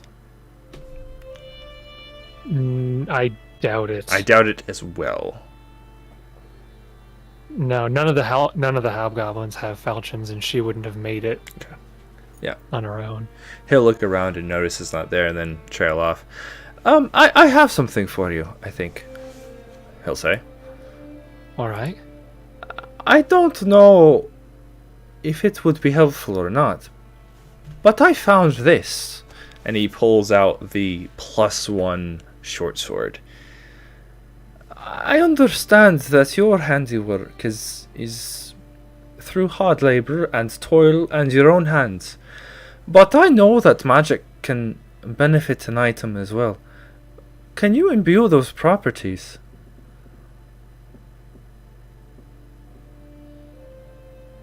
I'm afraid not. I've never tried any sort of magic. I've been working on things for a long time, but you have to understand that most of my work has always been for Fhaendar, and there was never a great demand for magical items in that community. I understand that, and I don't want to make you do nothing you don't want to, but and he hands her the +1 short sword. You should work the way that you want, and you should do the work that you want. But I don't know if you could glean techniques from studying this. I know you have your own style in the forge, and I know that different blacksmiths all do, but you can learn from each other, and this is the best sword that I found. She nods, takes it, looks it over a little bit, and she says, "Fair enough. Like I said, I don't know anything about magic, so I doubt I'll be able to learn much there, but there's a couple other colorful individuals in this cave of ours that might know more." He shrugs. I don't know. I just hope it is of use, and if you can't find it, and then you can sell it to someone. Perhaps maybe even trade it with Navi for something good. Help improve the forge a bit. She nods, and she kind of says, you kind of hear under her breath, she says, "I hate to ask that old crone about it, but she might be the only one who knows." Do you mean Veld? Yeah, I mean Veld. Old crone. Yeah. She's one of the only ones here who's older than me. I don't know exactly how I'm going to accomplish this, but I hope to talk to her too today. Believe it or not, she's been a talkative sort lately. Oh, Not to me. Gladly. well, to be fair, you give a vibe. I think you know what you do. It's intentional. Yeah, I know. That's why I said. And I know it's not rude, because you mean it. I'm sorry. It was nice to see you, Kieran. And have you heard word from Niari? Has she sent any magical messages your way? No, I haven't heard anything. I pray that she is well. And he'll nod and bid adieu.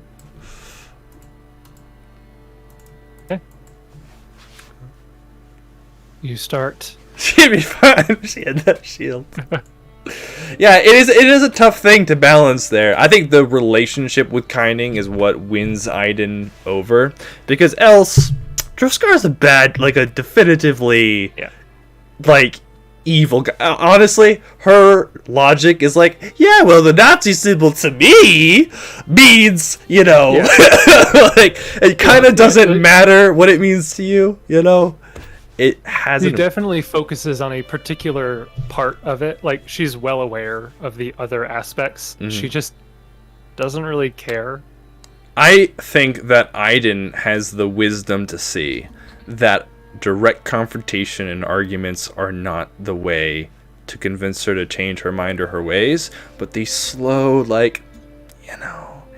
do you really think that's the best way? Think about how much easier your life might be. Trick them into thinking it's their own idea. Slowly change them to be conscientious of others. I think that's going to work with Kieran, but it's certainly it's the only technique that might get close. Because obviously, a tactic. Yeah. Okay. So you continue on your way to Veld? Yes. Okay. You walk down there, go through a couple of those tunnels, and by the time you get to the stone doors that you had before entered into to get to the troglodyte den mother, you hear, and actually you can see out of the corner of your eye as you approach them, Li Fang in the open area in front of what appears to be some sort of wood dummy that's kind of been built, a singular pole with blocks around it that can spin when you hit them, and he's just kind of punching it a little clumsily in different ways, but it looks like he's some sort of training. One last thing before he leaves Kining, and that's what he'll literally do. Like, he'll go to leave and then awkwardly run back. Be like, one last thing, Kining. Sorry to bother you. When was the last time that Navi was here? She was here, let's see, maybe 20 days ago. He was just doing math in his head. All right, and she hasn't been here since. No. Did she bring? No, she said a month, so it's probably going to be another week or so, maybe less than that. If I were to It's going to be a while. place an order, if I were to give you cash, can I trust you to be diligent to buy things for me if she's got them? If we're making a contract, then yeah, I'll give you. I'll hold to it. Yeah, I'll let you keep a percentage on top for your time. All right. Yeah. All right. Honest pay for honest work, Kining. And I'll run off. Okay. So you see the corner of your eye, you see Li Feng there. The doors here are open. The one door is open. Is Li Feng just like doing his own thing? Pretty much. And like you can see, it's kind of clumsy. Like he'll hit it, and then it'll spin around too fast for him to catch, and it'll kind of get him in the side. And he's just going at it kind of clumsily, but training nonetheless. Sure. Aaidan will attempt to watch unnoticed for a little while. Okay. With a 30 stealth, he is very focused, and it's on the other side of him, so his back is turned to you, so he doesn't really hear or notice you come up as he's doing that. And about a minute goes by as he's hitting that, and eventually he kind of stops and takes a breather, kind of puts his hands on his sides. Yes, that's what I was waiting to see. Is it affecting him, his injuries?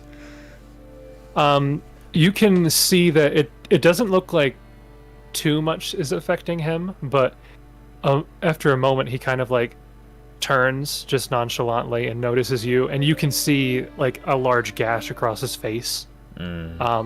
It doesn't look like anything, like it's not like he lost an eye or anything like that. It's just a gash across his face. It looks like it's starting to heal over. It's probably going to leave a scar, but it's doubtful that it's going to impact him permanently in any way. I heard that you faced some owlbears just a bit ago. I found a token for him, by the way. Yeah. Ooh. Look at him. He's a cool guy. He's beefy. He's got a skull on his belt. Well, can't all be perfect. Closest I could get to. I had to do some editing to He get looks the like a- weapons out of that picture. Oh, he looks like a pirate. But Arr. yes, you mentioned the owlbears, and he kind of reflexively, a hand goes up to his face, and he says, "Oi, we fought some owlbears, chased them off." I don't mean to be rude. Did you get a good look at any of them while you were there?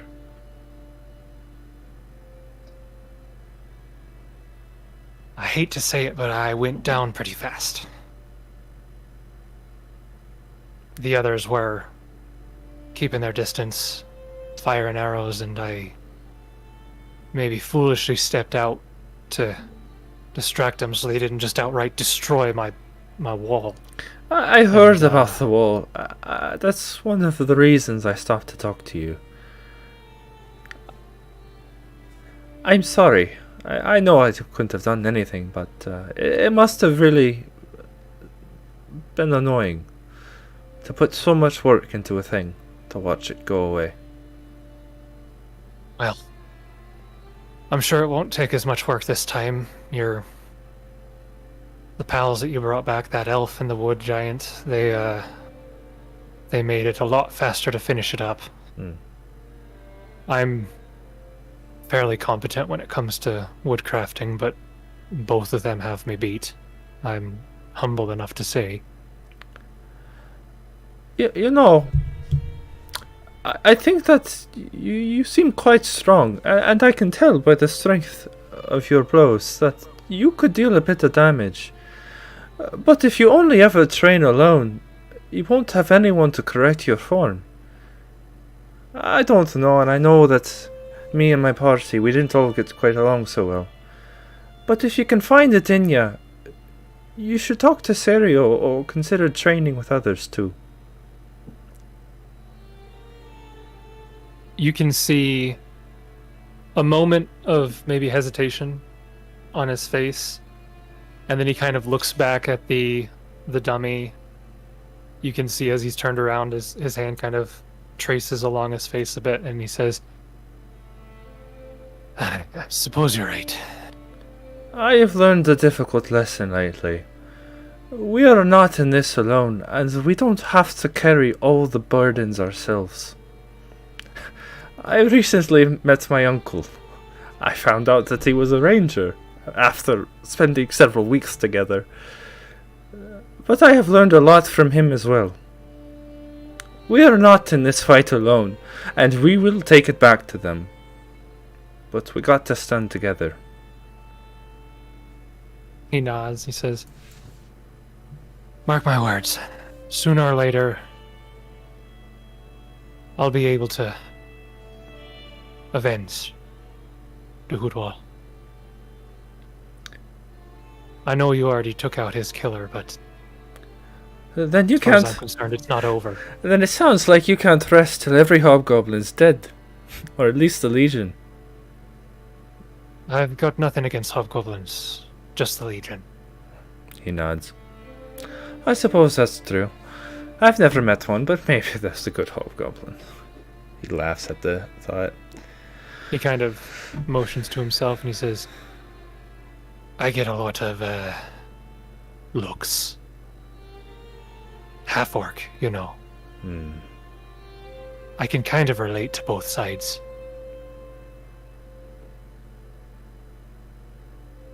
Aaidan nods. I know a bit about what that is like too. My dad died in the war against Malthun. The war we're still fighting. But now with the Legion here, there's a new enemy even, and the problem is, I have learned something that I don't know how to deal with. I don't have hate for Malthuni. I heard from Ulrit the tale of Elwood, the ballad of Elwood, and I know from Niari that Elwood was Malthuni. I don't know what situation brought him to where he was, but at the end of the day, he made a good choice.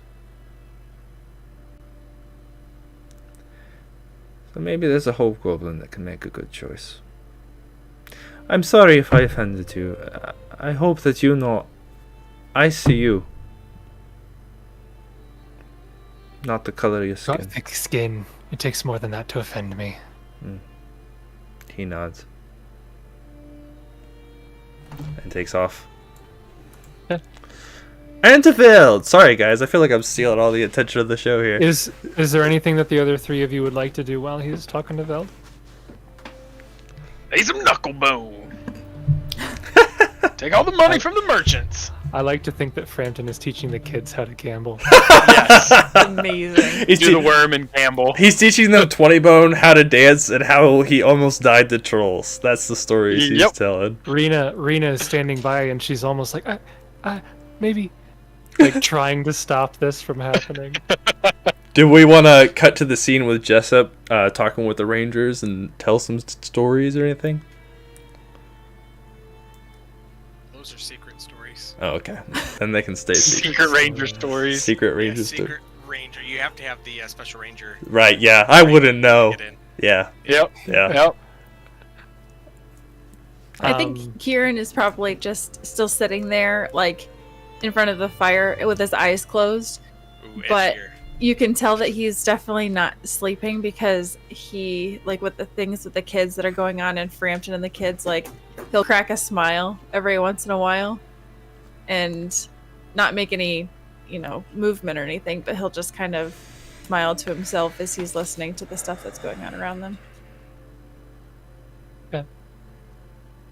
So, Aaidan, you make it to Veld's room. Both of the doors are closed, and you can see the slight seepage of smoke from underneath them. He takes a deep... Trope prevails. Yeah, he takes a deep, deep breath as he Ghost and knock it. So you knock on the stone door there, and you hear a voice on the other side that is definitely not Veld. The voice is kind of like it's got a screech to it. Hey! And the voice just says, "Who's there?" Who? Veld? Nope. Well, she's here too. I'm Aaidan. She knows who I am. I apologize. Veld, I didn't think you would keep company. Who am I talking to? You hear Veld's voice. She says, Come in. He opens. Just Renwick. He opens the door. okay. You open the door, smoke kind of billows out towards you. Veld, how can you breathe in here? By the gods, Veld, what are you doing? You just cast air bubble. No. And you look inside and you can see Veld is there, but you see a raven on her shoulder. And she kind of looks back to you and she says, After the hobgoblins killed my familiar, I got a new one. His name is Renwick. Hello, Renwick. How did you meet? How do you get a familiar? I'm sorry, that's a lot of questions. I knew a druid who kept an animal companion whose name was Bodiless. They were both good friends of mine. It is nice to meet you, Redwick. Hi. Redwick, that was it, right? Renwick, R-E-N-W-I-C-K. Renwick. He did not die well. It was not a good death. I have been hearing some funny stories, Veld. Stories about you, and that you've sort of left your chambers for a bit from time to time. Maybe. I know that it was a big ask to get you to come here even, but I have more to ask of you. I know that you do weird magic, and that it's not like the other types that different people do. I think that you could help us more if you would want to. I guess that depends on what kind of help you need. I don't know quite yet, but I am gathering a number of prominent people from Misthomeward to meet in the morning and discuss strategies to fight back against the Legion and to help each other. I think that you would be a valuable member who could add wise counsel and a unique insight that the people of Phaendar, they're too close-knit, and you're not an outsider, but you have your own perspective. I would like you to be there. She thinks for a moment and maybe sighs. And she says, Well, I suppose I owe you a little bit. I don't know about that. you see her eyes kind of look down a little bit. And she says, To be honest, I've been thinking, and I know that our first meeting wasn't great. To be honest, Veld, I can't remember much. Well. Yeah, that's what I was getting to. I don't normally say this, but I do apologize for that. And if you were interested, I could help you to remember those moments It's not that hard. You I mean, nothing important happened, but if you wanted to know, I could show you. Veld, I have already forgiven you. So whatever you need me to do for you to forgive yourself, that is what I will do. I don't need to see what happened then. But All right. But I will if you want me to know. Okay, well, I can't do it today because I have to prepare it, but Then you will I didn't have... know you were coming back. I can do it tomorrow. That's alright. I came unannounced. If you can put up with me another day, I will come back tomorrow. Okay. Will you come in the morning? Yes. I will see you there, Veld. Thank you.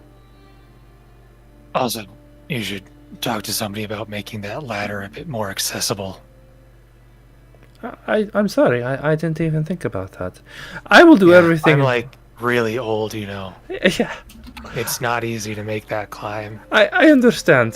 Veld, I will do it. I will make sure that you can get up there as easily as possible. I apologize. I thought you wanted to be alone at the time, so... No, I did, but you know, it's the principle of being able Yeah, right, you feel to go trapped. places. Right, yeah, it's like a prison. I understand. It's really bad. Yeah, I understand. Yeah. I mean, like, I like being alone, but I don't like Right, being forced alone. You know, I understand. I fight for freedom, Veld. I understand. I will make it easier for you to go up and down. Okay. Oh, goodbye. Maybe like a staircase or Yeah, something. I understand, Veld. Goodbye, Redwick. I'm sorry. How does that work? How do you meet a familiar? How do you get a new one? Don't you miss your old one still? It's well, yeah. Unfortunately, if the old one dies, there's not a whole lot you can do about that. So I had to do a whole ritual to get a new one. It takes a long time, and yeah. What is it like? What does it mean to be a familiar? I don't know this raven, but I've never met a talking bird. Neither have I. It's a new experience. Is it a pleasant one? Yes. She kind of looks over. Yeah. Raven looks at her. Aaidan gives a glance to the raven too, and it just looks like a bird, right? There's no personification. It's just a raven. It's just that it's funny because ravens Can just are one of the familiars that, as a supernatural ability, they speak one language of the master's choice. So this raven can just speak common. Mm-hmm. And at her level, it has an intelligence of 8. Oh, so it's not dumb. Nope. Well, Renwick, I hope that you are helpful to her and that you are good company. And he goes to, like... He was gonna go to pet it, but then it talked at him, and now he feels weird. So he's like, alright, well, I'm going to go now. And he does. Okay. Close the door on your way out. Yeah, right, sure, so that you can suffocate with all this smoke. Well, honestly, Yeah. what is the smoke? Is it just incense, or Yeah, it's just incense. is it just incense? Well, like, all divination spells require incense as like a material component. Oh, so, yeah, I understand that. Do they require Yeah. this much incense, though? As he Probably closes the door. Yeah, I don't think they do either, as he closes the door. Does he feel different? Like any mind affecting bits? Is he a little... Ooh. Probably not. None of them are hallucinogenic. I haven't gotten to that stage yet. Yeah. I love the I don't know, maybe build a staircase or something. That was fantastic. I lost it during that. I don't know, maybe build a staircase or something. Well, I thought it was because like the conversation had ended. Yeah. He brought it up again. Yep. Right, exactly. It was... Jason, I have I have something else that I would do Yeah. once you guys are. Very on brand for every interaction there. Right? Yeah, I'm gonna take off, but I can still hear you guys, so hopefully you don't involve my character, do you, Sarah? No. Alright, No. have fun, I'll be right back. Nobody needs you. Alright, sounds good. Get out of here. Nobody wants you. So as Kieran's sitting by the fire, he kind of absent-mindedly reaches into a pocket within his coat that he's wearing, and he pulls out 2 letters, and he's looking at them, and he kind of like stares at them for a while, and he takes one of them and he puts it back in his coat, and he stands up and he goes into the room where Jessup is, and he waits till Jessup is done, the conversation has died down a little bit, and he'll walk up to Jessup and he'll say, well, Jessup, we made it further than I thought we might. Do you want this back? Oh, yeah. Well, I guess kind of the beans are spilt at this point. Maybe I'll write another letter, just in case, that you can hold on to. Well, I didn't read it, so maybe it still applies, but I figured maybe part of it was just you telling him about being a ranger. And since, like you said, that's already been revealed, then maybe there's other things that you want to say that would be better in a different letter. Oh, that'd be perfect. I'll take the letter back and Can kind I of like follows you back out to where you were with the fire stuff. Can I trust you with something, Jessup? Sure, I mean, you've trusted me with your life so far. What more? That's true. Your As you're talking, reasoning. he kind of looks down and he just takes the letter and tears it in half and just throws it in the fire. I too have a letter of importance on me. It's inside my coat, and it's something I'll hang on to for now, but you know, if something should happen to me, if you wouldn't mind taking that and sending it to where it needs to go. It'll say on the envelope where it needs to go. But if you could send that, should the worst happen, I would appreciate it. Sure, I can do that. I'll definitely try my best to make sure nothing bad happens, but have my word. Ranger's honor. Ranger's honor. I'm learning that that means more than maybe I thought it did. What do you think it meant? I don't know. Not much, I guess. I'm learning quite a bit about these rangers and their code. Fascinating. Yeah, we're all not as cut and dry as some. I think Aaidan had, thoughts of what, what a ranger is, but, they all come in different shapes and sizes, like you said. I do my part, just like everybody else. Till the end. To the end, I suppose. But hopefully not soon. With you around, I'm sure we'll stay around a bit longer than maybe we would have without you. True. I got a couple extra spell slots now. Which will last another round or two. I've been working on that too. I felt like I've made some progress. I have this book that my grandfather gave me. I read it on occasion. It's a bit of a journal of his, just details from his life as he was discovering these new things, and it's really helped me to see and develop my own abilities. I've kind of taken after him, but I've also been able to develop some things based on our situation, so now I have the ability to put down a troll if we come across trolls again. That'd be perfect. I mean, don't mind the intrusion here. I don't mean to be weird, but you look a little meatier this morning than you did last night. I mean, not like me meaty, but, Like I said, I used to be a soldier, so I lost a bit of that in my travels, but like I said, now that we've been fighting, I've kind of picked back up with my exercises and trying to build that muscle back up, and it's coming back slowly but surely. It's been a few years, but I'm making progress, I think. I didn't know you were a soldier. Soldier for where? Oh, out of Absalom. It was a family line of business. It was a bit of a requirement in my family. to do some time in the military, but I know all thankfully- about family requirements.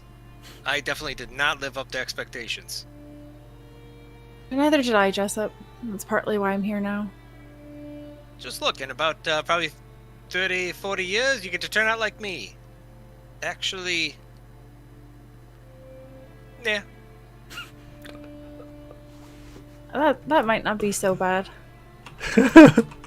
You have a good attitude, and you seem like you've lived a good life, and if I get to your age and I can say the same thing, then I'll be content.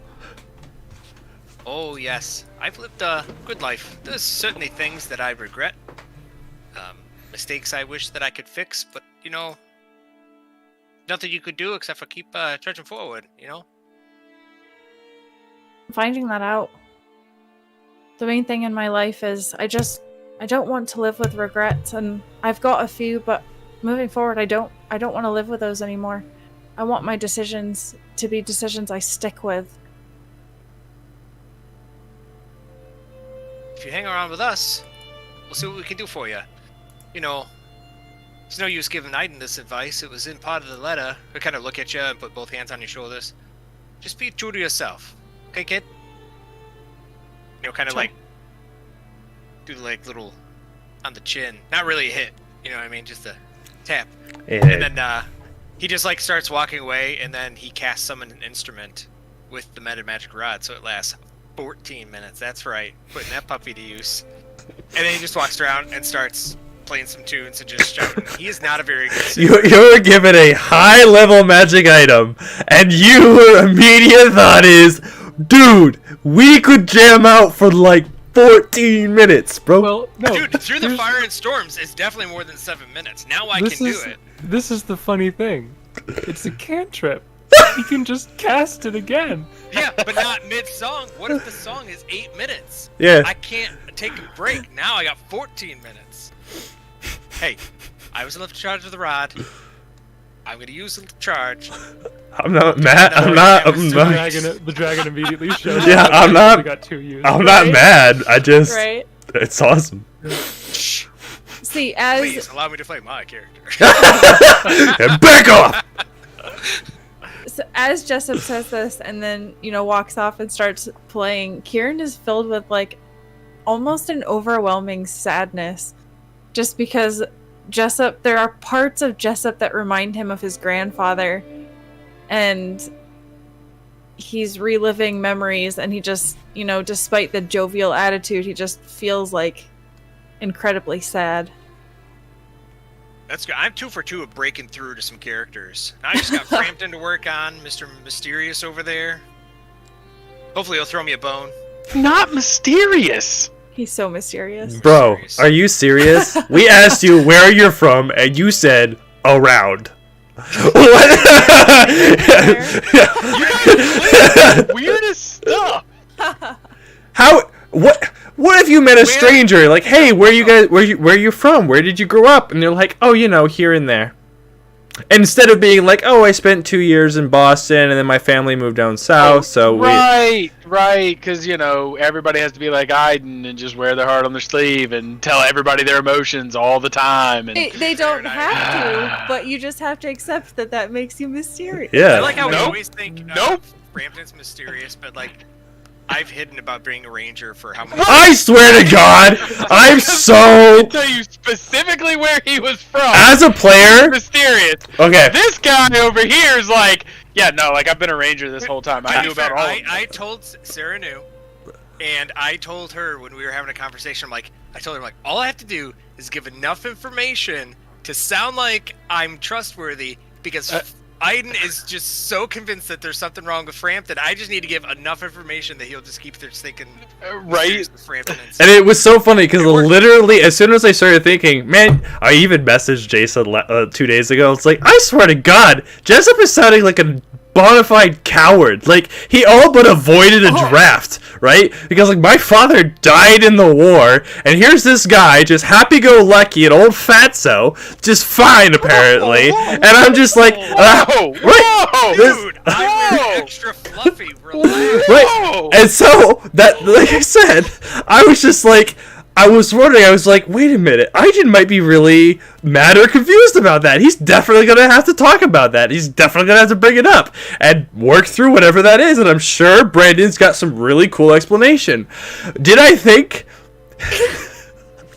that his explanation was that I'm mad at Jason too? You want to know why? Because I made my character at level 2. I worked for this, okay? I leveled up from the bottom. I started at nothing to become a ranger. And he's like, oh yeah, Brandon, why don't you join the podcast? Why don't you just play with us? It's fun. Yeah, you can just do what my character's like lifelong goal and dream is. Start there. Yeah, that sounds fun. Well, here's the thing. Here's the thing that I would like to point out to you, Josh. Yeah, I'm all ears. What exactly does Aaidan think he needs to do to be a ranger? Yeah, that's what I'm realizing. There's, like, that was part of the arc, but still. Yeah, there's actually a conversation I'm planning to have here. If Fatso could be a ranger. That hurts. Like, just playing the music and just out of nowhere, just like the donk.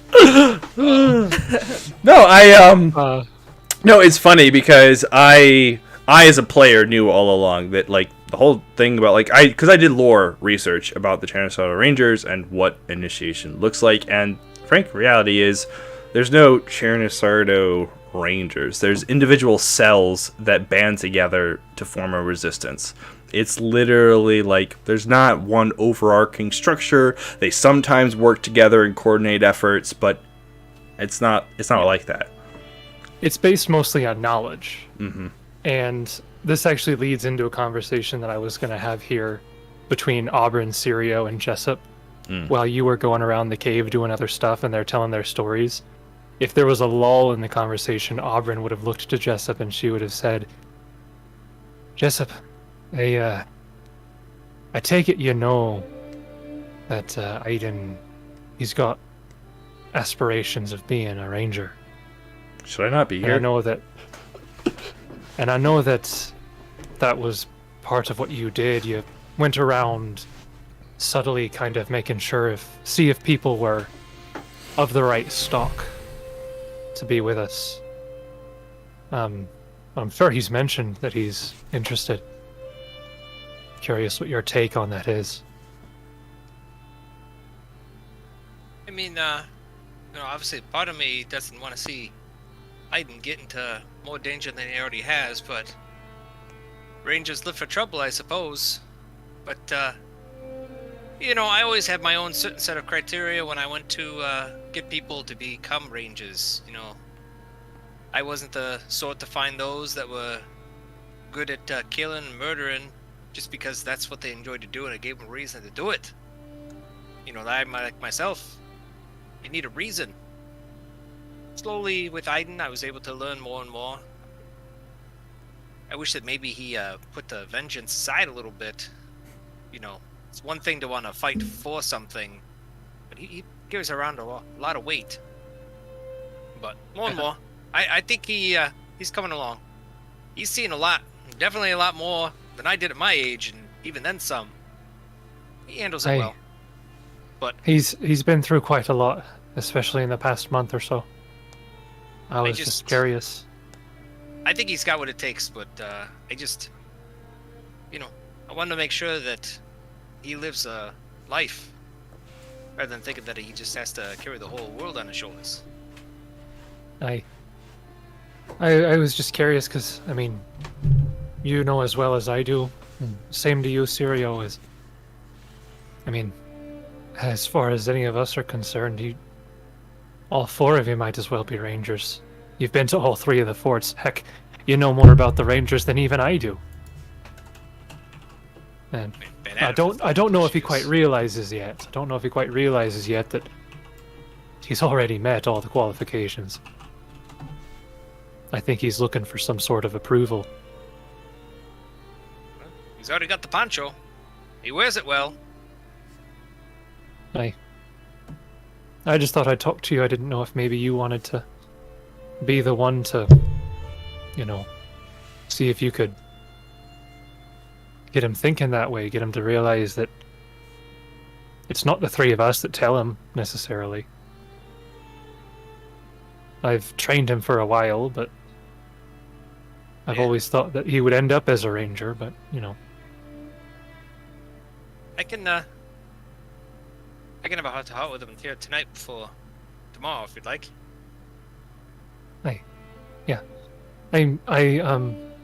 I'm fine with being there as well.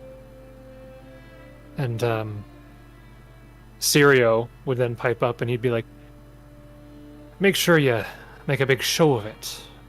Come up with a whole bunch of traditions. Make him go out on a knee. Maybe get out a sword or something. Do it like double him on each shoulder. Make a big show of it. That'll make him feel good. Just to kind of like rummage through his stuff. I have a bow, a whip, and an alchemist fire. I don't think I want to double him with any of those. The bow will be fine. Charles. Perfect. It fits the image great. Just make a big show of it. Make it a big Ooh. deal. He pulls out to show this is where he goes, actually, look at what we found. And he shows him the dragon bane arrow. Aaidan's got a couple of them, but we did find these. But none. Good. I had a feeling there would be something of use in there. I was hoping that there'd be some nice stuff. A couple of those might do the trick. I don't know if it'll be enough on their own, but might at least level the playing field. Well, there was some good stuff in there. Definitely took quite some time to figure out what they were. We finally did it. Yeah, About 2 I've weeks. never been in the vaults myself, but I am well aware that they did not necessarily have a labeling system. No, they did not. No, our only label maker broke like 30 years ago. We haven't got a new one. No, they did not. No. No, they did not. Well, so all right. Well, I'll go find Aaidan and Yep. bring Yeah. him back in here. So I guess we have Yeah. that conversation. Then that dies down. Then that's when Kieran comes get me, and that's. Yeah. So I guess as Jessup's got his music and like playing, he's like nonchalantly walking around, but he's actually just looking for Aaidan. You And he catch. has no idea where he is. Well, we're gonna cross paths because Aaidan had one more stop. He was actually gonna cross paths with Jet. So you'll see him after with Veld. He's heading back up the stairs and going to talk to Jet. Yeah. Eventually, all these conversations happen.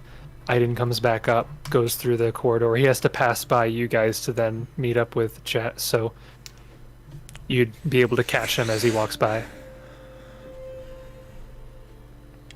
Aaidan, Oh, hi, Jessup. Yeah.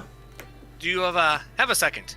Yeah. I've got a moment. What's up? We kind of got a game plan. Come up with stuff before tomorrow. Just kind of want to chat with you and the other rangers in here. Come on in. All right. He kind of just looks over at those two and he bids them adieu. That's his thing, bidding people. Bidet. Good day. Good day. day. Good day to you.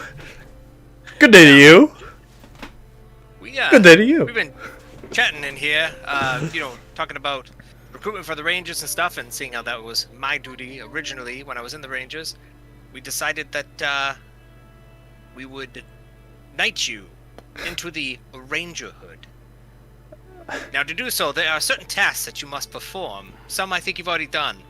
One of those is collecting a dragon scale. Now, I'm fairly certain that you did pick one up when we were in Fort Riston. Is that sure? Sirio pipes up and he says, "My goodness, I didn't think he'd do it so quickly. That's the hardest one to do." Well, wait, we don't know if he's still got it, though, because we need that with some of the smoke to create the fumes. Right. Do you have one of the scales? Aiden lets them go on for a bit, and then he goes. When it finally comes back to him. We need a toe of a wood giant. I Lucky for understand. you, we have one out here. I understand what you're saying and what you're doing. I have made this observation. What you I talking about? I I think think he's that saying he doesn't have the scale. no, Sirio. I think I'm saying I've been That's not a good laugh. You hear a cough come from outside, and all of a sudden, a black scale comes flying into the room and lands on the floor. Jessup uses his fancy white gloves, Mayhem catches it and throws it back. No, he says, no, you can all tell your jokes, and I get that I've been growing up. But I also know that I've been a ranger a long time. I just didn't realize it was all. Oh, well, that was was gonna do a whole speech and talk about how he's been looking outward as opposed to inward. Well, all right, job's done here. So by the power of the mighty Jessup, you are a ranger. It means a lot, but I think I should explain myself to you, Jessup. I think a big part of why I wanted there to be more. I already wear a ranger poncho. I already fought for Nirmathis. I already dreamed of freedom and hope, and when I heard Serial tell me that I'd make a fine one, I knew I was. But my father was never around, and it's silly to say, but I never got to know if I made him proud. Because I know that he sacrificed everything. He sacrificed a life with me and with my mother and with my sister, and he sacrificed a happy child, my happy childhood, for Nir Mythos. So I wanted to be damn sure it was worth it. And I wanted him to know that I had done my best. But as I went out to become one, he had already died. So that was the case. Oh no, the clean tag. He walks closer to Aaidan. He fought for what he believed in, just as you are now. And even though he isn't here right now, listen, I'm his brother. And you have made me proud. I know that you would make him proud. He puts his hand out to shake. Aaidan puts his hand out to shake. I didn't want to... Fine, good man. I didn't want... Ranger.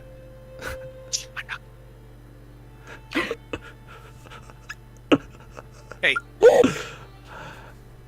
You can proceed. Thank you, Jessup. I didn't want that to mean a lot to me, but it did. And I'm sorry for the way that sounds, but... That's okay. You've definitely said worse to me so far. That's alright. I think that's...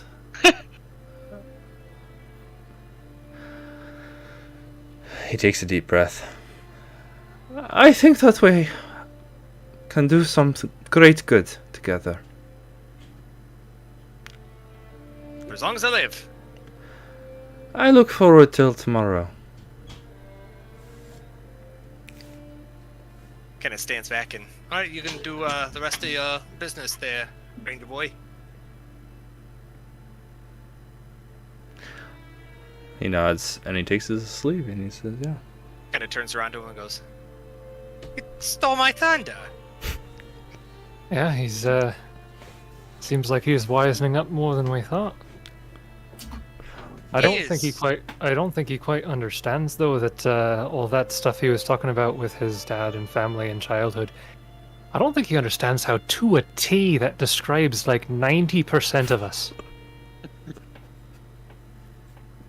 Yeah.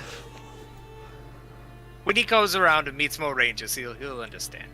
But it's what kind of all made us. I mean, I just recently lost my father, so I think I was that 1% that's really weird. But Okay.